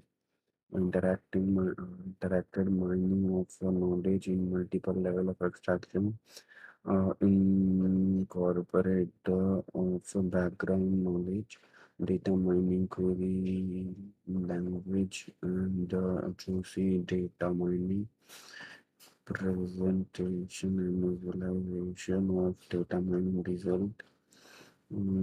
Yeah, applications of data mining क्या होता है? Data mining is widely used in a diverse area. There are a number of communicational data mining system available today, and there are many more other things are there as well. And yet there is many challenges in the field. In this tutorial we will discuss about like what are the applications, and like some of the applications हम देख सकते हैं कि financial data analyst होता है, retail industry में बहुत ज़्यादा यूज़ कर सकते हैं, टेलीकम्युनिकेशन इंडस्ट्री में बायोलॉजिकल डेटा एनालिस्ट भी होते हैं, अदर साइंटिफिक एप्लीकेशन भी हो सकते हैं।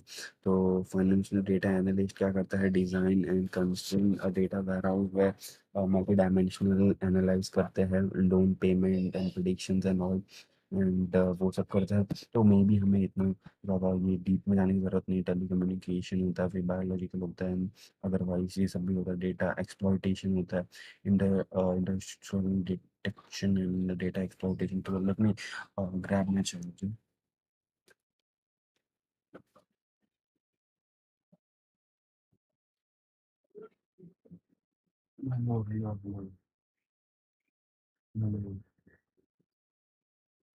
अरे क्या कुछ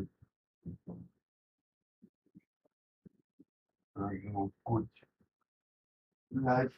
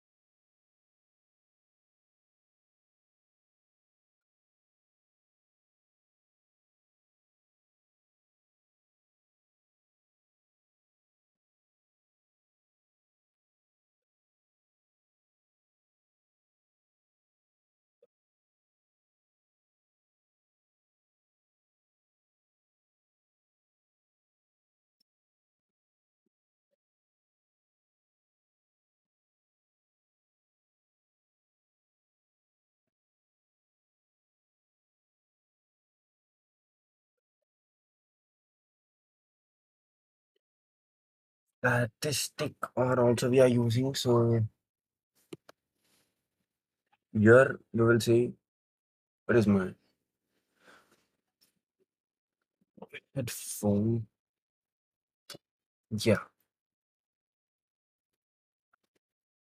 So we'll see like there are some statistical technique as well, like frequency, mode, and predictive, and all these kind of things like locations and predictions, and there are variations. And the next thing that we have to come on like visualization. Like visualization is a conversations of the data into a visual and tabular form, so that the characteristic of a data and the relationship among the data items or attributes can be analyzed or report and as a PNG arrange selections, and there are also some big role that plays the what other thing we can say uh, about your data exploitation, industrialization, and the frequency and the location, mean and median and variance as well. And so we were telling it to you about like what are the shapes and colors we can use.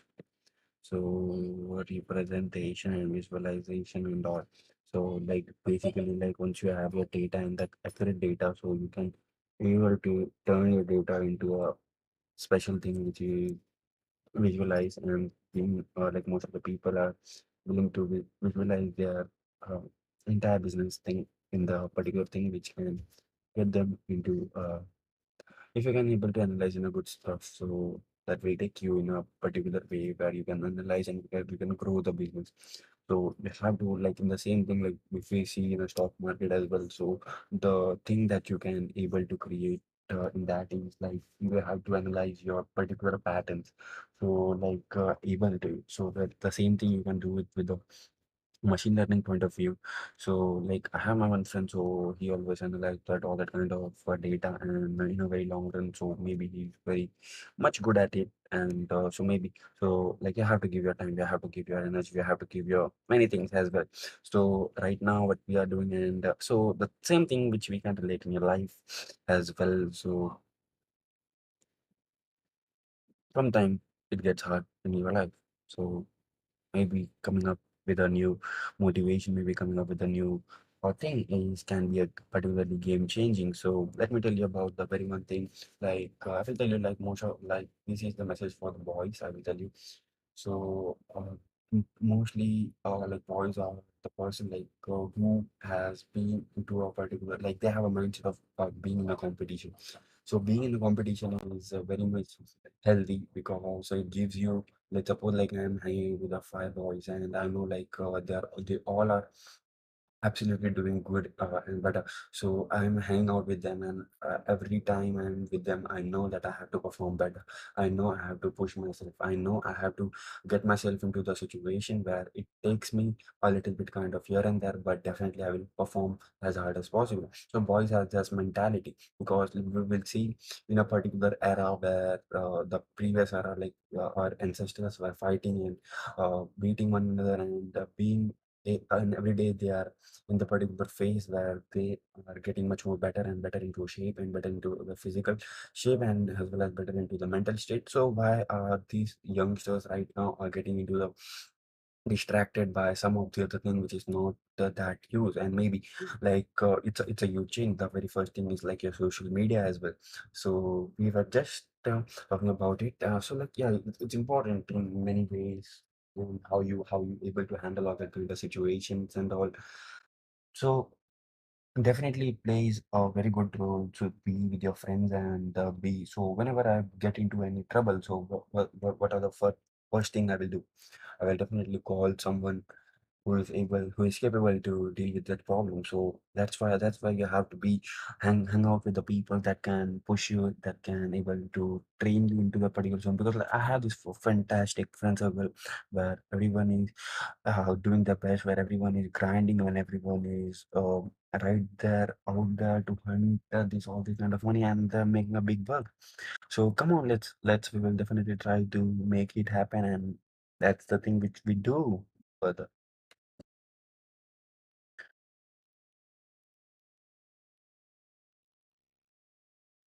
Now let's back to these normal thing what we were doing, like box plot, and we will take like 20 minutes break and then we'll come back.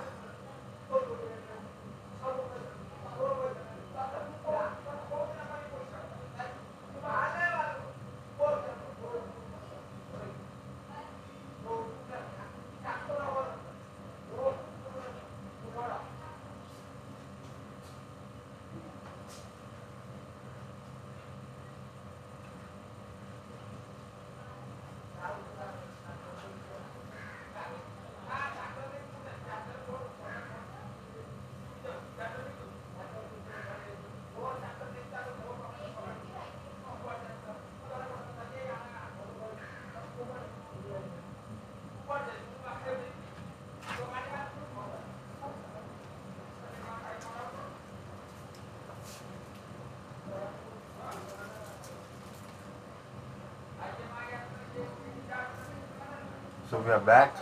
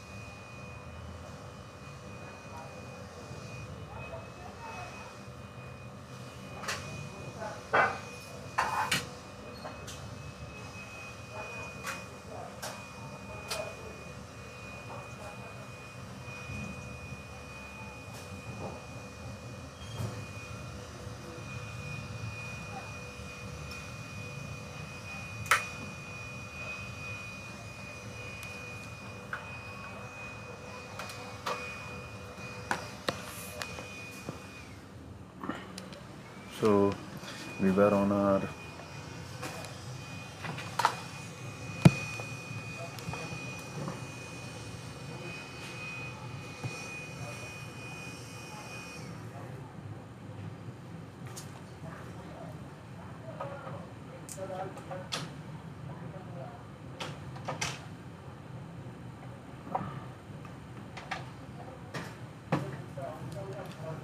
so can you hear me?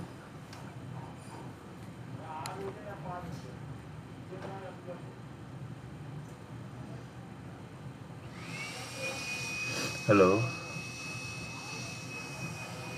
hello, hello.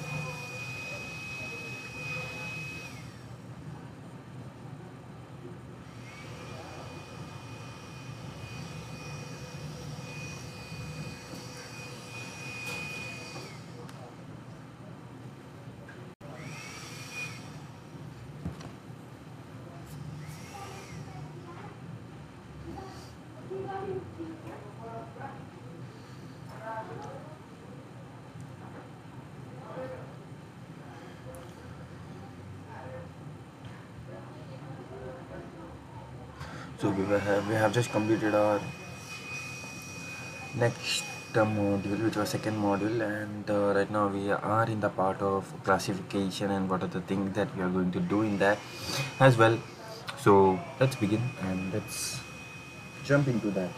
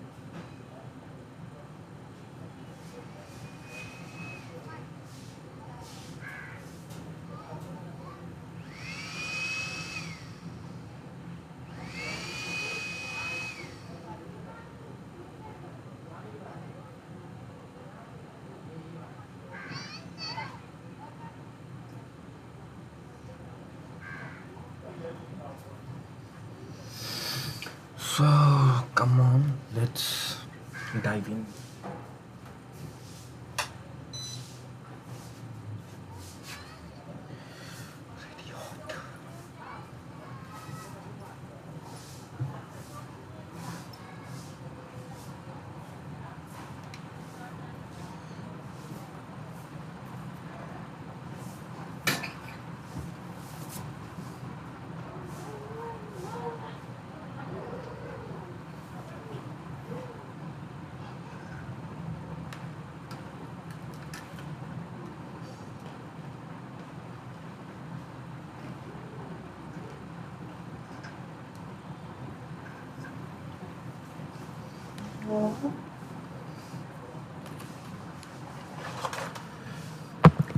Give me a second, I am just taking out.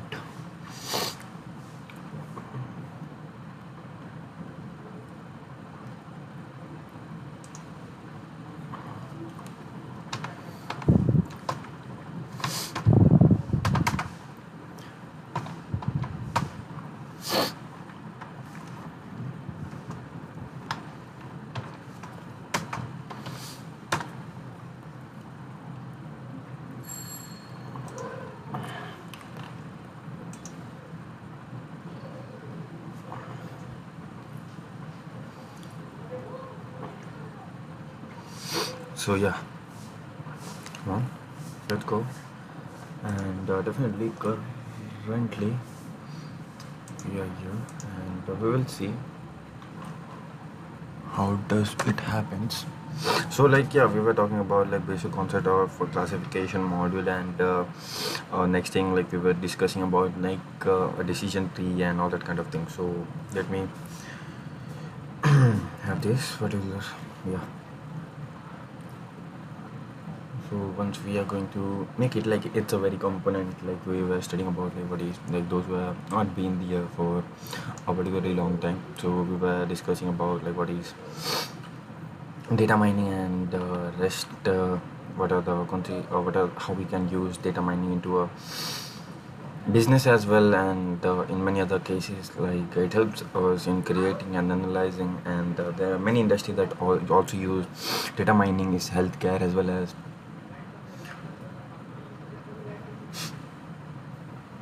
finance, e-commerce, and many other as well. You can also go and find it here and there. So there are many application actually.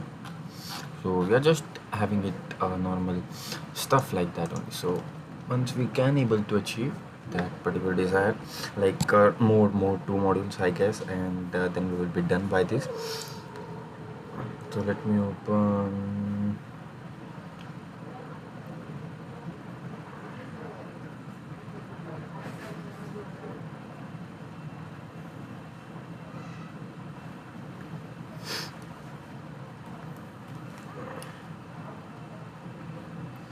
clustering.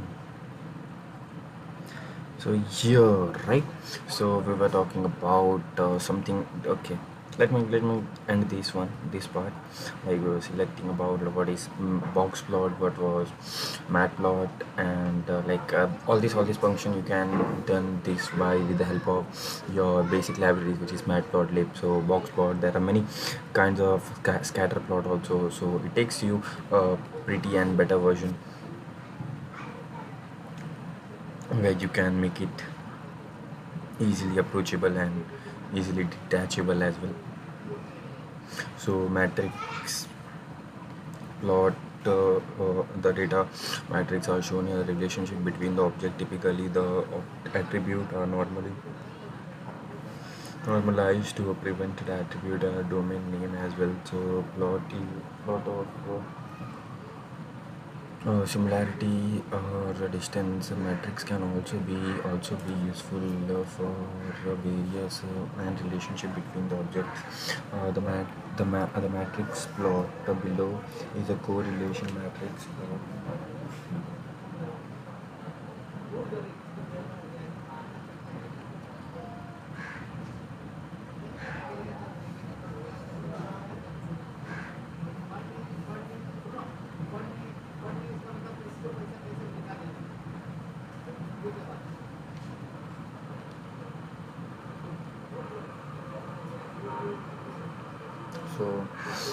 So further on, you can see this graph as well.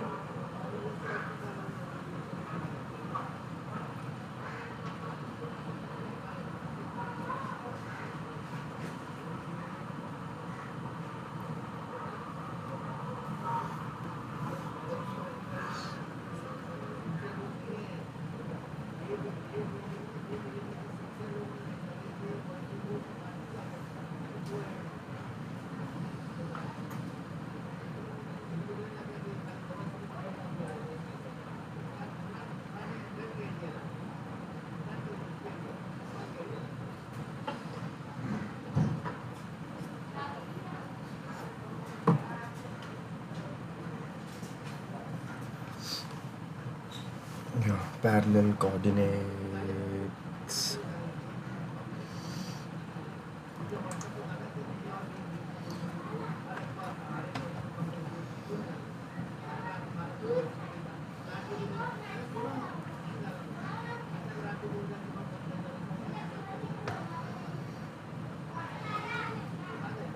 And scatter plot as well, like star plot as well. So there are many kind of I will take you some of their time like into this matplotlib library, and where we will deep down, we will go into all this kind of actually session where we will talk about all this kind of behavior and how we actually use.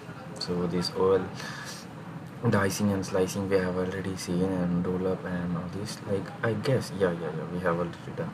So data pre-processing, as I told you, like the very first step was the data cleaning, data transformation, and data redundancy.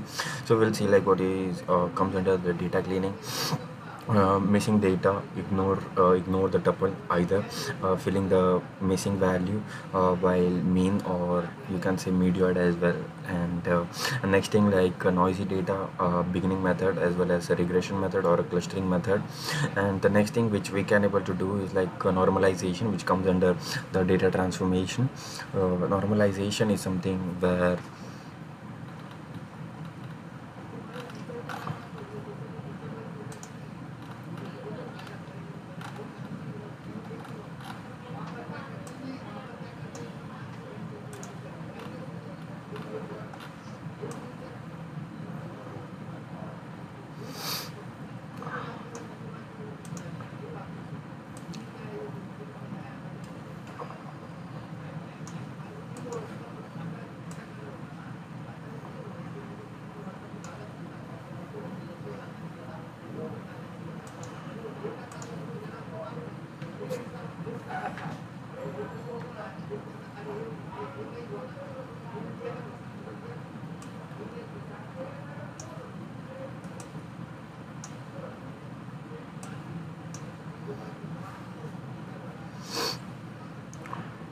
attribute selection, description, decentralization, and a concept of hierarchical generation as well. So on the other side, we will see data reduction, data cube. Yeah, we actually select and the subset and the selection of normalization and the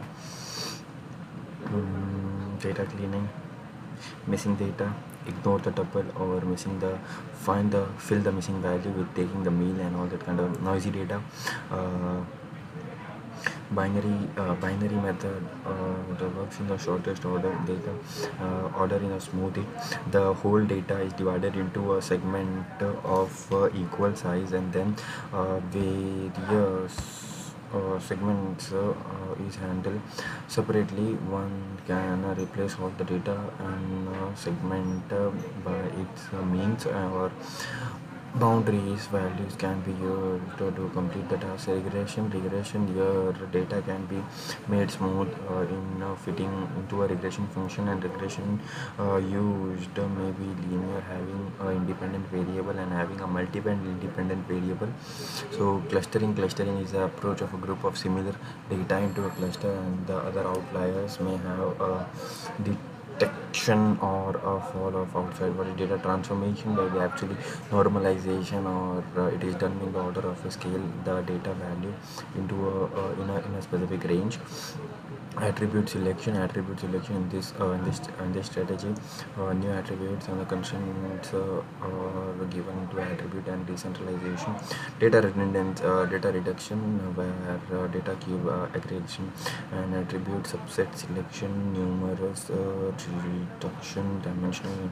What is data integrity and data mining? Data integration is a pre-processing technique that combine the data from multiple hierarchical heterogeneous data source into a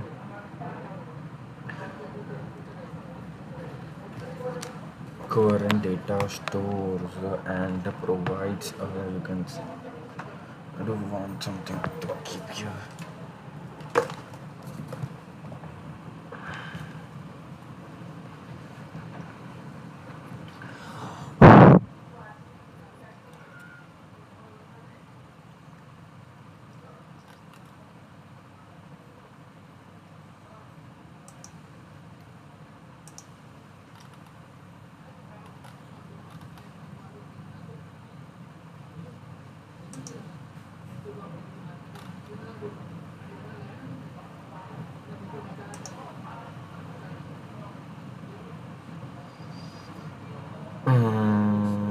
So So data integration is a data processing technique that combines data from multiple heterogeneous data sources into a coherent data source that provides unfinite views in the data. This source may include multiple data cubes. There are multiple cubes of data and flattens the file.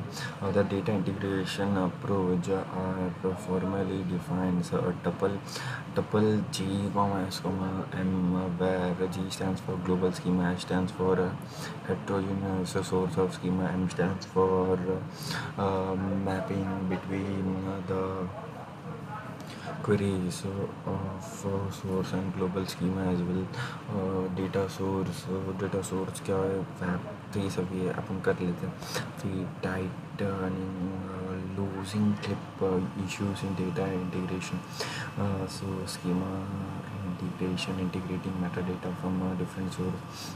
The real-time entities from multiple sources are referred as the entity identification problem. Entity identification problem, this is the very next thing. And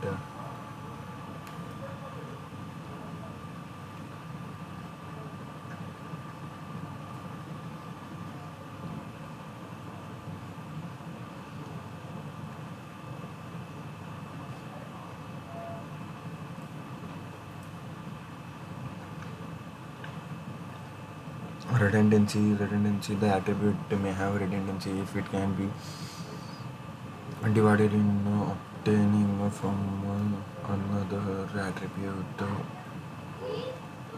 or sets of attributes. Inconsistency in attribute can also be used for redundancy in the resulting data set. Some redundancy can be detected by correlation analysis, detecting and resolution of a data in a conflict. So this is the third critical issue in the data integration. Attribute value from different sources may define for a same real world entity, and attributes is one system may have recorded at a lower level of abstraction and the same attribute at another.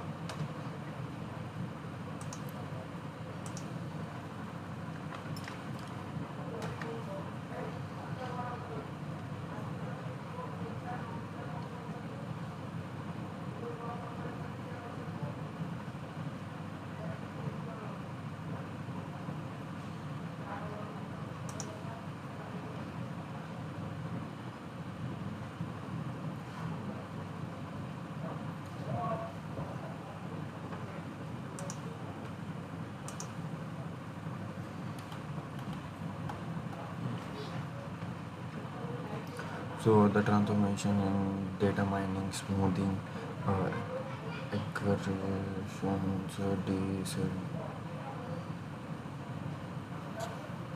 attribute construction, normalization, normalization. We have a formula for zero order and decimal value. That case can be scaling and so data reduction, data mining methods for data reduction, data cube aggregation,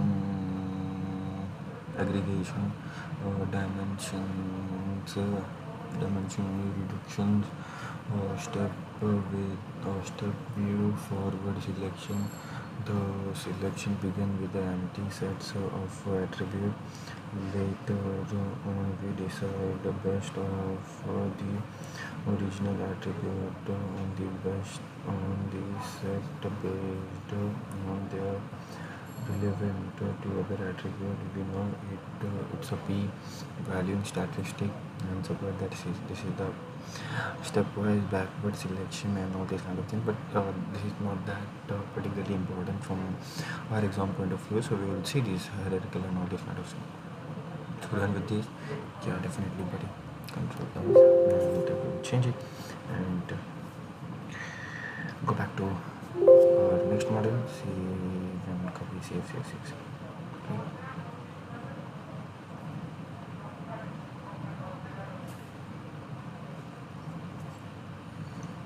So right now we are here, and we are going to talk about what is classification. As I told you about the next module, which is classification, the basic concept of classification and how we are classification. Like here is a data mining, and it is a predictive and descriptive as well. So in classification, regression, and time and series, and predictive clustering, summarization. So we have just these two: classification, clustering. Let me show you. This is we have classification and clustering. So we are here right now in the classification, and we are going to study about like what are the algorithms and what are the things that we are going to do it, by the way. So let's start with this classification, and the tree pumping and the decision tree as well, all this kind of thing. This all the things are going, you definitely you will gonna enjoy it. So let's dive directly into it, and let's go.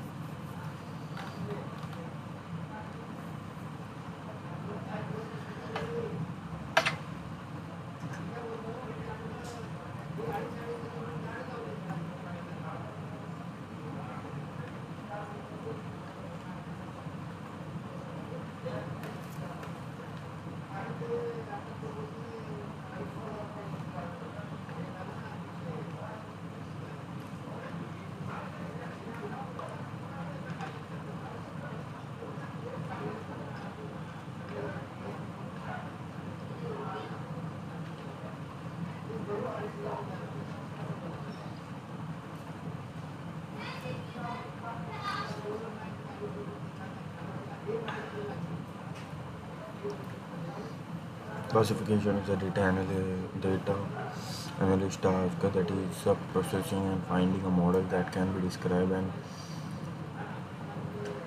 distinguish data classes and concept. Classification is a problem of identifying to which of a state of a categories like sub population a new observation belongs to on the basis of the training set and data containing observation, and whose categorized membership is known, right?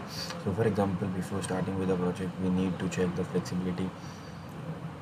In this case, the classifier is required to predict classes label such as safe and risk, and adopting the particular project kind of further approval by it. And the next thing is like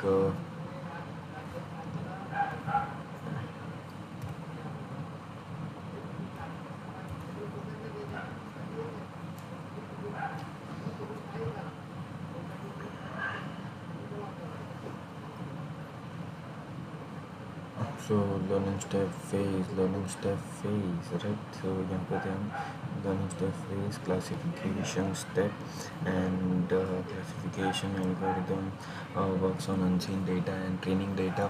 तो हम पता है ना classification कैसे करते हैं कि like we divided a data set into two part, that is training data set and testing data set. So in training data set we mostly takes a particularly you can say 80 or 80% of a data set into a training, and in testing data set mostly we take 20% because like you have to check the accuracy, because let's suppose like your data is performing very well while in your training data set, but it is performing very poorly in your training data set. So that will be an error, and it is called an overfitting.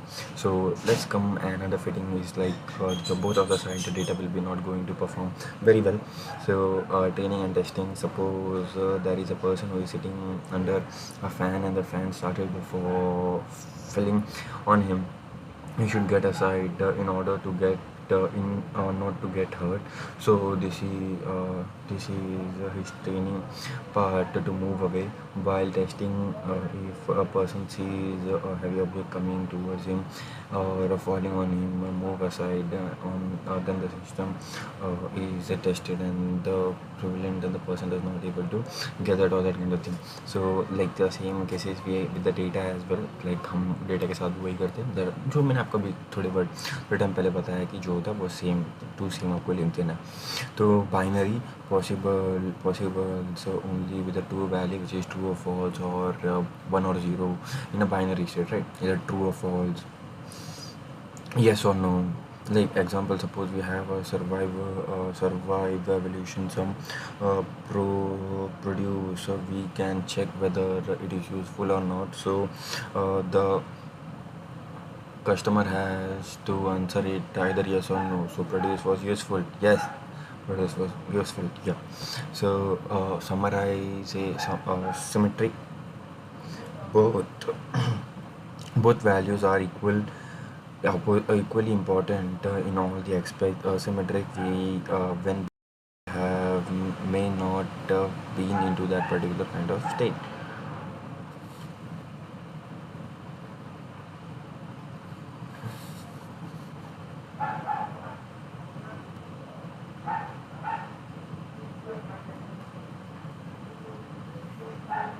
Okay then, let's we will definitely gonna start it. No worry about it. So what is nominal?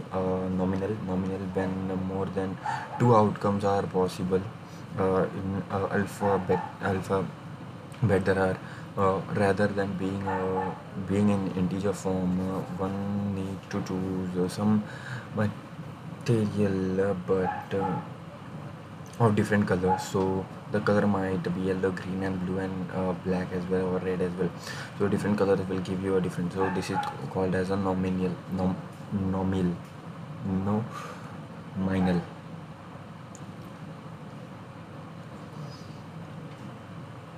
Ordinary, like we can take a B, C, D or D, or maybe if we continuous, if you want to take, we can also take measures like a number as well. This is infinite number of value, which is like you can take it anything whenever you want.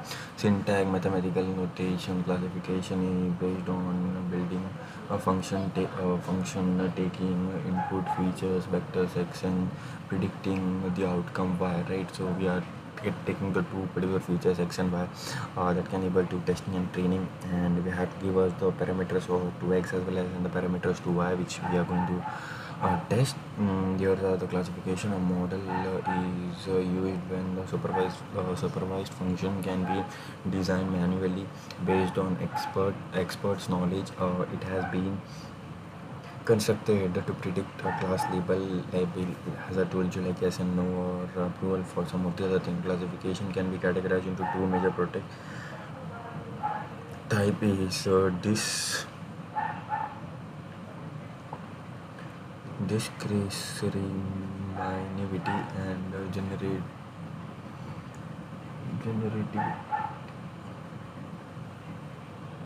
generative. It is very basic classification and determined just one classes for each row and each row of data. It tries to model just depend on the object. Data depends heavily on the quality of data rather than on distribution. Like logistic regression, it basically accepted a student in a university test need to be considered. Suppose we have a few students and the result of them are as follows. Okay, that yes or no, it will be in that form only.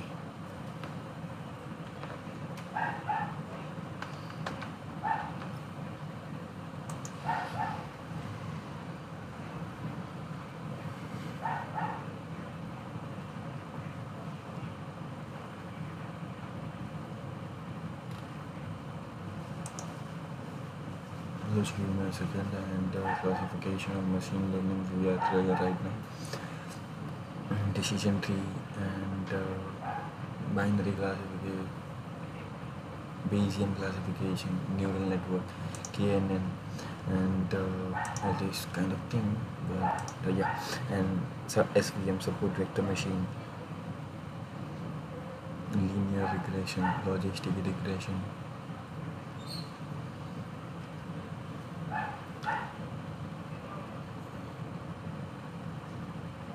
This is all comes under the supervised learning.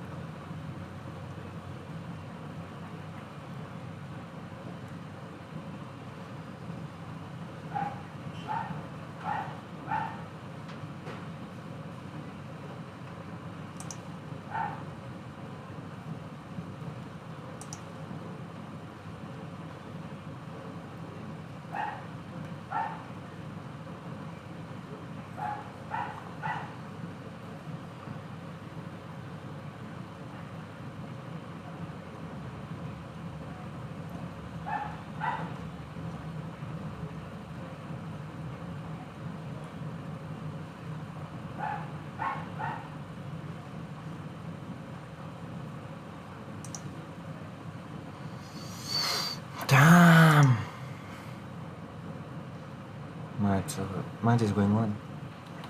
Now it's Australia final World Cup, and India is getting some runs, and there are still more downside you can see, but they are doing their best, and let's see what happens, and definitely they will take it in the body.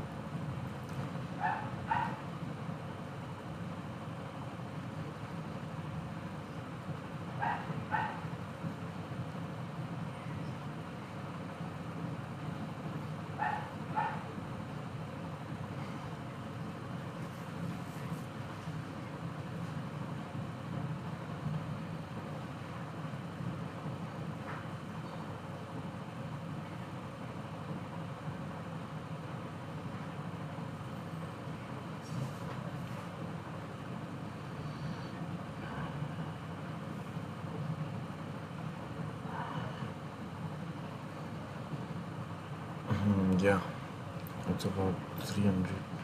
Um,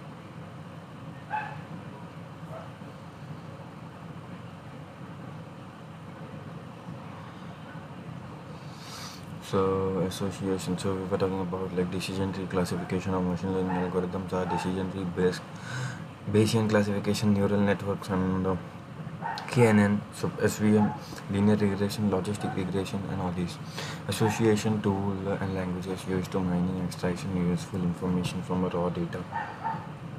Mainly languages like that we use, which is R, Python, SQL, and SAS.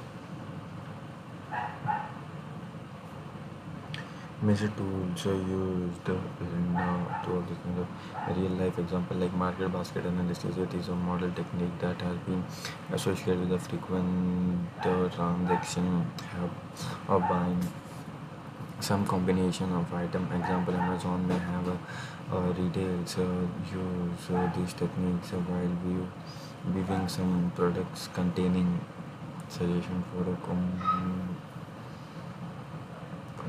combinations are shown in some people have bought in the past, like combinations of what other things that, like also it is also used in weather forecasting, like changing a pattern in a weather condition needs to be observed, and based on a parameter such as the temperature, humidity, and decision, it can be observed in many advantages.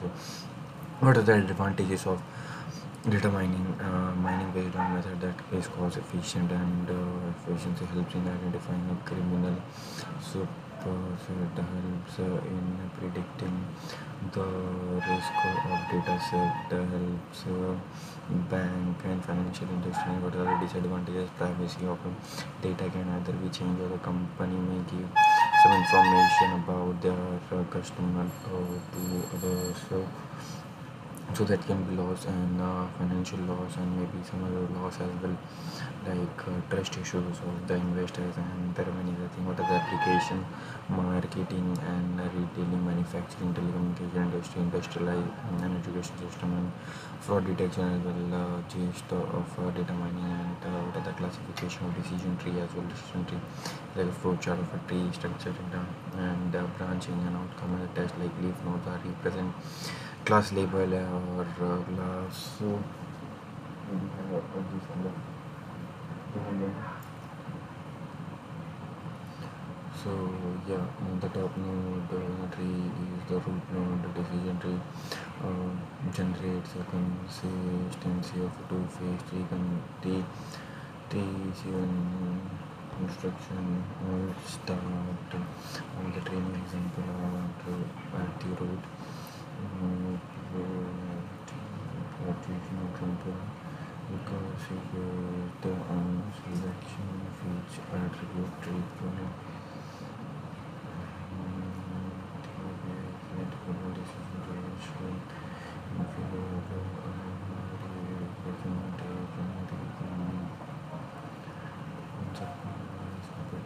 that can be predict whether the customer at all electronics is like to purchase a computer internet node that denotes the rectangle.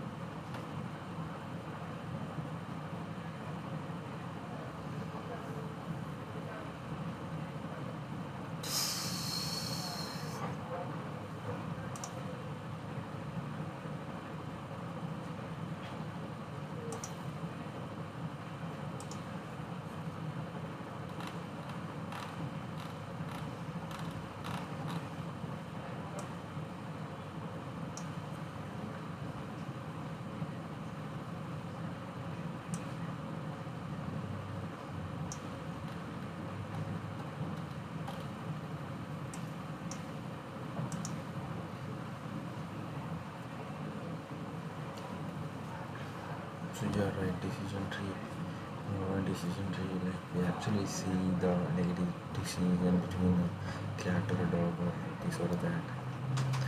So in this, we will see all these attribute selection measures, and on this, like we have some sums as well, so we'll definitely see that, like how we will analyze the data and we will find work on the basis of the probability, like age, student, or credit rating. If you are a young, you are a student, and if you are a senior, about 30 or about 40, you are a credit rate fan or no excellent. So the more nodes you have, the more accurate your model is going to be. So here we have the benefits of having a decision tree are as follow, like it is easy to compare, it does not require any domain knowledge. The learning and classification step of a decision tree is very simple and fast and recurring way. But let me tell you, like yeah, I guess you are a little bit bored, so welcome it, and I will tell you about, let's see the match, what the match is going on.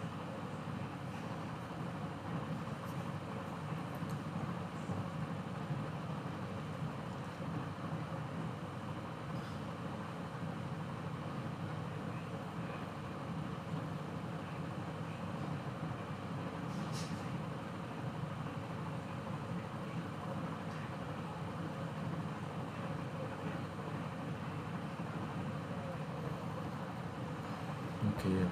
So classification, clustering, everybody will be so good at this, because like we have done so much of, like classification is a predefined and based on their similarities and output, like it's a supervisor notes on supervisor name.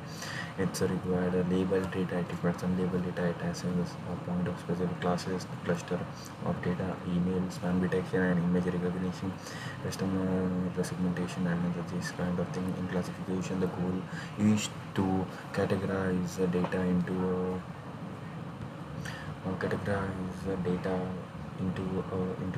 predefined classes and label based on network based on as features, achieving the particular supervised learning and unsupervised learning training data into these commands, and spanning of email as well we can able to identify. And so there are many other kind of instance.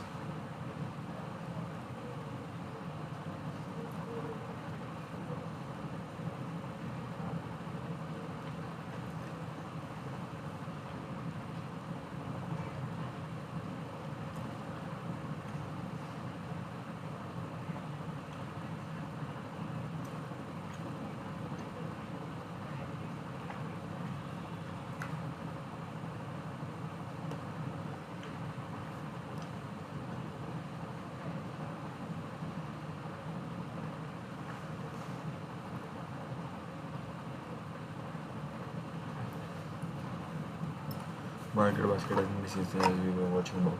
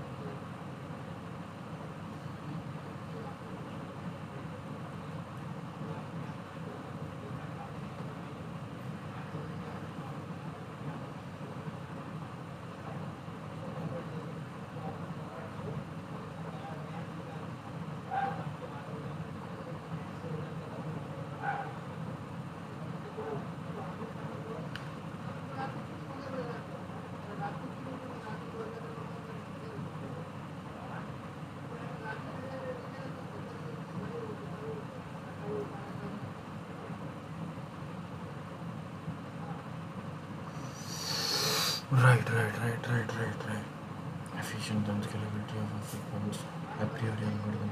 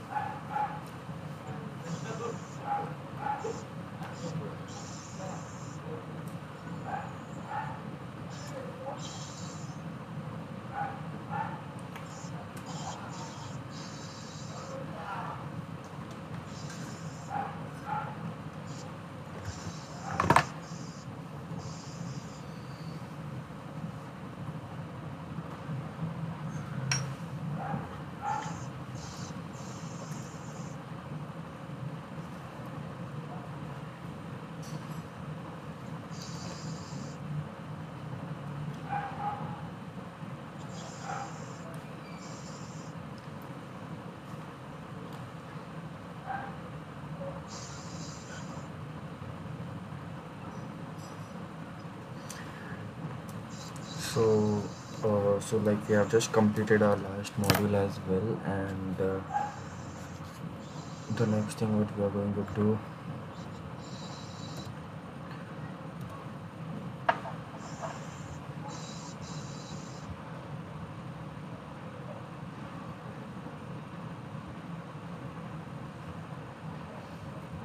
So as you have seen that we have just completed our next module, like which was the fourth module, and like the in a fifth module we doesn't have anything, like we have already done the association rule and market basket analysis as well as a frequent item set and close item set.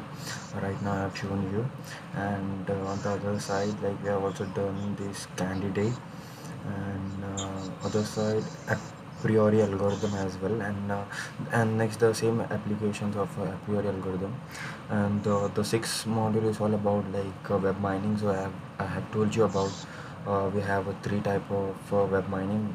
The very first one was web usage mining, and web structural mining, and the next one was like a web uh, text mining as well as a web image mining.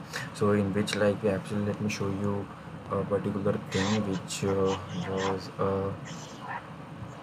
web usage mining. So I will just give you a particular chart what type of web mining are there, so then we can good to go with that as well. What are the type of What are the type of web mining?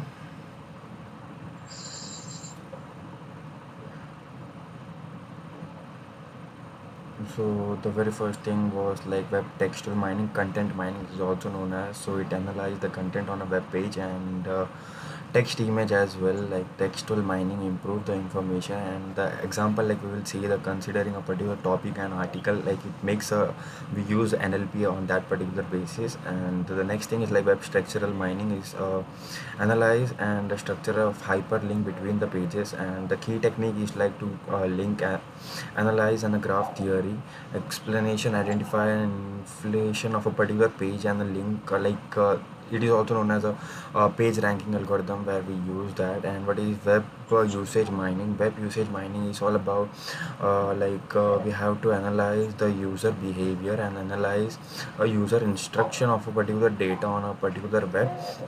Data mining and a particular recognition and pattern recognition, like what are the thing that user is absolutely doing, and what are the things that he is able to, and what are the content that he is not able to do that. So and the next thing is like analyzing click and what are the clicks he is doing, and data to understand about the user behavior. So these are the different type of overlap and web mining. So this is how we have just completed the next module as well. So that's all. So just keep going, buddy, and you're just done with the data mining, and